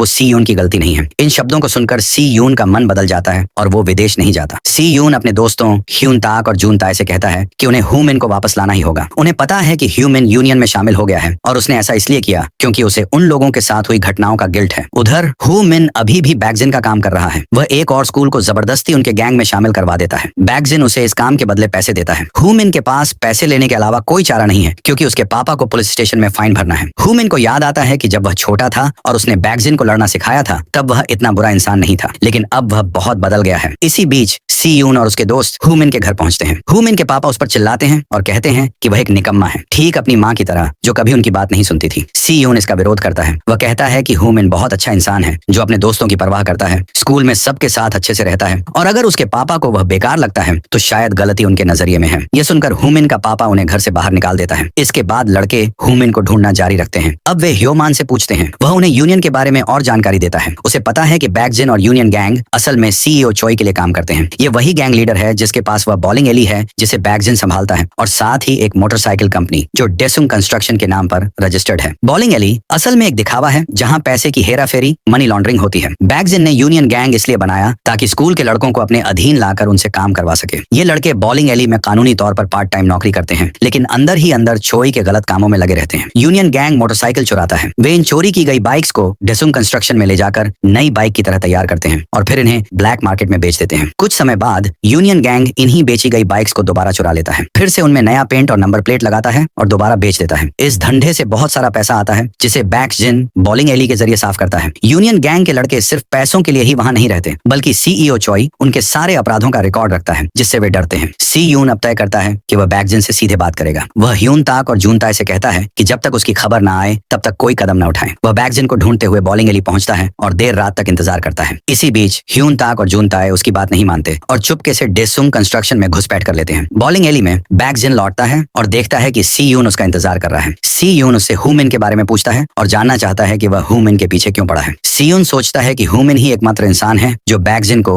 अच्छे से जानता है और इसी डर की वजह से वह उसे अपने पास रखना चाहता है और काबू में रखना चाहता है। सी यून यह भी कहता है कि बैगजिन शायद हू मिन को अपना एकमात्र दोस्त मानता है, लेकिन सवाल उठाता है कि क्या हू मिन भी वैसा ही महसूस करता है। बैगजिन थोड़ी देर के लिए सोच में पड़ जाता है लेकिन फिर खुद को संभाल लेता है। फिर बैगजिन सी यून को डेसुंग कंस्ट्रक्शन की सीसीटीवी फुटेज दिखाता है। इसमें दिखता है कि जब ह्यून ताक और जून ताए हू मिन को नहीं ढूंढ पाए तो वे डॉक्यूमेंट्स रूम में घुस गए ताकि बैगजिन के अपराधों की रजिस्टर ढूंढ सकें, लेकिन बैगजिन पहले से ही यूनियन गैंग के लड़कों को वहां भेज चुका था। सी यून को गुस्सा आता है और वह आसपास के हथियार उठाकर बैगजिन पर हमला करने ही वाला होता है। तभी हू मिन वहां पहुंचता है और सी यून को वहां से खींचकर बाहर निकाल लेता है। सी यून उसे बताता है कि ह्यून ताक और जून ताए की हालत बुरी है। हू मिन उससे कहता है कि वह पहले वहां से निकल जाए। उस दिन पहले बैगजिन ने हू मिन को एक मोटरसाइकिल चुराने भेजा था, लेकिन हू मिन खाली हाथ लौटता है। वह बैगजिन से कहता है कि वह अब उसके लिए काम नहीं करेगा। वह कहता है कि बैगजिन उसके लोगों के साथ कुछ भी कर सकता है, लेकिन वे अब वैसे इंसान नहीं रहेंगे जैसे पहले थे। हू मिन साफ कहता है कि वह अब कभी उसका दोस्त नहीं बनेगा और बैगजिन को उससे दोबारा संपर्क करने की कोशिश नहीं करनी चाहिए। बैगजिन उसे मारने की कोशिश करता है, लेकिन साफ हो जाता है कि अब हू मिन की रिफ्लेक्सेस ज्यादा तेज हैं। हू मिन उसे एक जोरदार मुक्का मारता है और वहां से चला जाता है। डेसुंग कंस्ट्रक्शन में ह्यून ताक और जून ताए को चोरी की गई बाइक्स का लेजर मिल जाता है, लेकिन इससे पहले कि वे वहां से निकलें, यूनियन गैंग आ जाता है। ह्यून ताक बहुत से गैंग मेंबर्स जैसे डोंगहा और सियोंग मॉक से लड़ाई करता है। जून ताए भी अच्छा फाइटर साबित होता है। वह ह्यून ताक की मदद करता है और वे दोनों किसी तरह भाग निकलते हैं। यूनियन गैंग उनका पीछा करता है। अंत में सी यून को अस्पताल से फोन आता है। उसे बताया जाता है कि सू हो की हालत बहुत नाजुक है और नर्सें उसके गार्जियन से संपर्क नहीं कर पा रही हैं। सी यून यह सुनकर घबरा जाता है और सड़क पार करते समय ध्यान नहीं देता। वह सड़क के बीचों बीच खड़ा होता है और एक तेज रफ्तार ट्रक उसकी ओर आता है। इधर यूनियन गैंग ह्यून ताक और जुन ताए का पीछा कर रही होती है। दोनों एक ट्रक के नीचे छिप जाते हैं और सोचते हैं कि अब खतरा टल गया है, लेकिन सियोंग मॉक और डोंगहा उन्हें ढूंढ लेते हैं। वे बचने की कोशिश करते हैं, लेकिन सामने वाले लड़के ज्यादा ताकतवर होते हैं। तभी हू मिन आकर उनकी मदद करता है। वह सियोंग मॉक और डोंगहा को आसानी से हरा देता है, जबकि उसे एक बाइक वाले ने सिर पर जोर से मारा होता है। गुस्से में आकर हू मिन डोंगहा का गला दबा देता है और उसे लगभग मार ही डालता है। उसी वक्त जुन ताए को सी यून के एक्सीडेंट की खबर मिलती है और वो सब जल्दी अस्पताल भागते हैं। सी यून अपनी माँ के साथ आईसीयू में होता है। सब बाहर बाहर खड़े होकर हालचाल का इंतजार करते हैं। सीयून की माँ उन्हें बताती है कि उसकी हालत अब स्थिर है और साथ ही यह भी कहती हैं कि वे सब उसके बेटे से दूर रहें। इस बीच यूनियन गैंग को लेजर की कॉपी वापस मिल जाती है, लेकिन एक पेज गायब होता है। बेकजिन उन्हें वह पेज ढूंढ कर लाने को कहता है। अगली सुबह हुमिन घर लौटता है तो देखता है कि उसके पापा नाश्ता बना रहे हैं। वे उसे साथ खाने के लिए बुलाते हैं और बताते हैं कि उसके दोस्त मिलने आए थे। वे सोचते हैं कि हुमिन को अच्छे दोस्त मिल गए हैं और उसे उनके साथ अच्छा व्यवहार करना चाहिए। ये बातें सुनकर हुमिन को बहुत पछतावा होता है और वो रो पड़ता है। दूसरी ओर झुनताए उस गायब पेज को लेकर पुलिस स्टेशन जाता है, लेकिन जल्दी ही समझ जाता है कि पुलिस इस मामले में कुछ नहीं करेगी। वह बाहर निकलता है और बाहर उसे यूनियन गैंग के कुछ और सदस्य मिलते हैं। वे उसे पकड़कर एक गोदाम में ले जाते हैं जहां वे उसे मिलकर मारते हैं। ये सब बेकजिन के कहने पर हो रहा होता है। बेकजिन कॉल करके झुनताए से बात करता है। वह कहता है कि एक कागज का टुकड़ा उन्हें नहीं गिरा सकता, लेकिन झुनताए जवाब देता है कि फिर वह इतना परेशान क्यों है। बेकजिन कहता है कि झुनताए अपने फोन से वो पेज का फोटो डिलीट कर दे। तब झुनताए एक शर्त रखता है, वो तभी डिलीट करेगा जब बेकजिन उसके दोस्तों को छोड़ देगा। बेकजिन कहता है कि इससे कोई फर्क नहीं पड़ेगा क्योंकि झुनताए को तो वैसे भी वहीं मर जाना है। गैंग वाले उसे लगातार पीटते हैं, लेकिन झुनताए हार नहीं मानता। इसी बीच पास वाले कमरे में सो रहा सियोंग जे शोर से उठ जाता है। वह झुनताए की दोस्ती और उसके हौसले से प्रभावित होता है और उसकी मदद करने का फैसला करता है। वह यूनियन गैंग के लोगों को अकेले ही हरा देता है और हुमिन और ह्यून ताक को कॉल करके बुला लेता है। सियोंग जे ह्यूमिन से पूछता है कि क्या वह यूनजांग हाई का लीडर है, लेकिन उसे लगता है कि असली लीडर शायद झुनताए है और शायद सीयून भी। सियोंग जे यूनजांग के बच्चों में दिलचस्पी लेने लगता है। इसके बाद सीईओ चॉय बॉलिंग एली में जल्दी आता है। वह यूनियन गैंग के लोगों की पिटाई करवाता है क्योंकि उन्होंने उसका सम्मान नहीं किया था। वह उन्हें याद दिलाता है कि वही लीडर है और वह बेकजिन को कभी भी हटा सकता है। अगर वह वापस आया तो बेकजिन का अंत तय है। अगले दिन हुमिन योइल हाई स्कूल आता है और माइक से बेकजिन को खुलेआम लड़ाई के लिए चैलेंज करता है। वह कहता है कि बेकजिन एक तारीख तय करे। अगर यूनजांग हाई जीतती है तो यूनियन को खत्म करना होगा। हुमिन ह्यून ताक को कॉल करके कहता है कि स्कूल में सबको बता दो कि यूनजांग हाई अब यूनियन से भिड़ने वाली है। यूनजांग के सारे दोस्त डर भी जाते हैं और उत्साहित भी हो जाते हैं। बाद में हुमिन अस्पताल में सीयून से मिलने आता है। वह कमरे के बाहर खड़ा होकर माफी मांगता है, सीयून से और बेकजिन के लिए भी। सीयून की माँ आती है और उसे अंदर बुलाती है। वह बताती हैं कि डॉक्टरों ने कहा है कि सीयून अब ठीक है। एक्सीडेंट बड़ा नहीं था, लेकिन उसका नर्वस सिस्टम प्रभावित हुआ है, इसलिए उसका शरीर अब आराम कर रहा है। सीयून की सोच अभी भी बीते समय में फंसी है, जहां वे बॉक्सिंग रिंग में बेओक्सन से लड़ रहा होता है, जो उसे पीछे खींच रहा होता है। लेकिन फिर सीयून ठान लेता है कि अब उसे उठना है और अपने नए दोस्तों और सूहो के पास लौटना है। वह जागता है और सबसे पहले सूहो को देखना चाहता है। हुमिन उसे रोकता है और बताता है कि सूहो ठीक है। नर्सों ने उसकी दादी को बुला लिया है और अब सूहो की हालत भी स्थिर है। अब वह अपने नए दोस्तों के लिए वही करना चाहता है जो कभी सूहो ने उसके लिए किया था। फिर वह लॉबी में अपने दोस्तों से बात करता है। वे बात को बदलने की कोशिश करते हैं, लेकिन सीयोन जानना चाहता है कि वे बेकजिन के बारे में क्या कर रहे हैं। हुमिन, जून ताए और ह्यून ताक अस्पताल से छुट्टी लेकर आए सीयोन को लड़ाई की पूरी जानकारी देते हैं। सीयोन को लगता है कि चूंकि उनकी संख्या कम है तो उन्हें जीतने के लिए कोई और योजना बनानी चाहिए। यूनजांग और यूनियन के बीच की लड़ाई बहुत जरूरी है और यूनजांग इसे हार नहीं सकता। सीयून सोचता है कि अगर वो यूनियन के लोगों को आपस में बांट सकें तो मुकाबला बराबरी का हो सकता है। उन्हें पहले ह्योमान से पता चला था कि यूनियन के लोग बैकजिन की वफादारी में नहीं बल्कि पैसे के लिए उसके साथ हैं। सीयून को लगता है कि अगर पैसा उन्हें एक साथ ला सकता है तो वही पैसा उन्हें अलग भी कर सकता है। सीयून मदद के लिए सियोंग जे के पास जाता है। सियोंग जे यूनियन का एकमात्र ऐसा सदस्य है जिस पर बैकजिन भरोसा करता था। सीयून उसे मना लेता है कि वह उन्हें यूनियन के सीक्रेट बैंक अकाउंट की डिटेल्स भेज दे। फिर सीयून और ह्योमान मिलकर वो डिटेल्स यूनियन के बाकी सदस्यों को लीक कर देते हैं। इससे पता चलता है कि बैकजिन चुपचाप उनके पैसे चुरा रहा था और अब तक कुल 79 लाख वॉन से भी ज्यादा निकाल चुका है। ये खबर तेजी से फैलती है और यूनियन के कई सदस्य लड़ाई में शामिल न होने का फैसला कर लेते हैं। हालांकि अब यूनियन के लोग कम हो गए हैं, फिर भी सीयून को लगता है कि बैकजिन शायद फिर भी जीत जाए, इसलिए वह और हुमिन एक और प्लान बनाते हैं। अगर लड़ाई के दौरान बैकजिन हुमिन को हरा देता है तो सीयून खुद आगे बढ़ेगा और जितना हो सके लड़ाई को खींचेगा ताकि हुमिन को उठने का समय मिल सके। सीयून जानता था कि वह बैकजिन को हरा नहीं सकता, लेकिन उसका धैर्य हुमिन को फिर से खड़ा होने का मौका दे सकता है। इस प्लान के लिए जरूरी था कि हुमिन फिर से खड़ा हो जाए। सीयून को सियोंग जे का मैसेज आता है कि बैकजिन के बॉलिंग एली में न होने का फायदा उठाकर और सबूत इकट्ठा किए जा सकते हैं। सीयून उससे मिलने के लिए तैयार हो जाता है और लड़ाई से पहले वह सियोंग जे से मिलने चला जाता है, लेकिन यह एक जाल था। सियोंग जे ने उसे लड़ाई से दूर रखने और बॉलिंग एली में फंसाने की योजना बनाई थी, मगर जून ताए सीयून को वापस लाने के लिए बॉलिंग एली चला जाता है। वह वहां यूनियन के उस सदस्य से लड़ता है जो सीयून को बंद करके रख रहा था। सीयून उस आदमी को हराकर बाहर निकलता है, लेकिन जून ताए इस लड़ाई में घायल हो जाता है। वह सीयून से कहता है कि उसे छोड़ दो और यूनजांग हाई की इज्जत बचाने के लिए लड़ाई में शामिल हो जाओ। ह्योमान और उसके दोस्त यूनजांग हाई के कई छात्रों के साथ लड़ाई में शामिल हो जाते हैं। यूनियन के लोग ज्यादा स्किल्ड होते हैं, लेकिन यूनजांग के लड़के डटे रहते हैं और उन्हें रोकते रहते हैं। ह्यून ताक और डोंगहा की आमने सामने की लड़ाई होती है। डोंगहा जूडो का मास्टर है और पहले भी हर बार ह्यून ताक को हरा चुका है, लेकिन ह्यून ताक की ताकत उसकी सहनशीलता है। वह बार बार गिरता है और फिर उठता है। आखिर में वो डोंगहा को नॉकआउट कर देता है। फिर मुख्य लड़ाई होती है बैकजिन और हुमिन के बीच। दोनों बराबरी बराबरी के होते हैं, लेकिन एक समय आता है जब बैकजिन हुमिन को हरा देता है और उसे गिरा देता है। लड़ाई रुक जाती है क्योंकि शर्त यही थी कि बैकजिन और हुमिन के बीच जो जीतेगा वही विजेता होगा। ऐसा लगता है कि यूनियन जीत गया है। बैकजिन ऐलान करता है कि अब से यूनजांग यूनियन के अधीन रहेगा जब तक कोई और आकर उससे नहीं लड़ता। ह्यून ताक आगे बढ़ना चाहता है, लेकिन तभी सी यून आ जाता है। ये लड़ाई असल में लड़ाई कम और बैकजिन की पिटाई ज्यादा होती है। वह सी यून को बुरी तरह मारता है, लेकिन सी यून का लक्ष्य होता है बैकजिन की टांग पर चोट पहुंचाना। वह बार बार उठता है और मार खाता है, लेकिन हार नहीं मानता। बैकजिन को लगने लगता है कि ये आखिर कर क्या रहा है। सी यून के हाथ पैर टूट चुके होते हैं, फिर भी वो हार नहीं मानता। साफ दिखता है कि बैकजिन जीत जाएगा, लेकिन तभी हुमिन दोबारा खड़ा होता है और लड़ाई को खत्म कर देता है। वह ऐलान करता है कि अब से यूनियन का अस्तित्व खत्म हो गया है। यूनजांग हाई के सारे छात्र खुशी से जश्न मनाते हैं और मैदान छोड़ देते हैं। बैकजिन जमीन पर गिरा रहता है, उठ भी नहीं पाता। यूनजांग हाई की जिंदगी वापस सामान्य हो जाती है। ह्योमान, जो पहले स्कूल का गुंडा था, अब स्कूल का प्रेसिडेंट बन जाता है। सी यून अपने दोस्तों के साथ ज्यादा समय बिताने लगता है। सी यून बताता है कि किसी को नहीं पता कि बैकजिन अब कहाँ है। उसकी कोई खबर नहीं है। वह सोचता है कि शायद बैकजिन को गणित के उस सवाल का सही जवाब मिल गया हो, वेरिएबल और कांस्टेंट के बारे में। एपिसोड के आखिरी सीन में सी यून को एक फोन कॉल आता है और सब लोग अस्पताल भागते हैं। चौंकाने वाले ट्विस्ट में सूहो कोमा से बाहर आ जाता है। वह सी यून को पहचान लेता है और खुश होता है कि सी यून के अब दोस्त हैं और वह एक अच्छा जीवन जी रहा है। एपिलॉग में मिस्टर चोई सियुंग जे को बैकजिन की जगह लेने का ऑफर देते हैं, लेकिन सियुंग जे मना कर देता है और बैकजिन के बारे में पूछता है। फाइनल सीन में हुमिन बैकजिन के जनाजे में रोता हुआ दिखाया जाता है।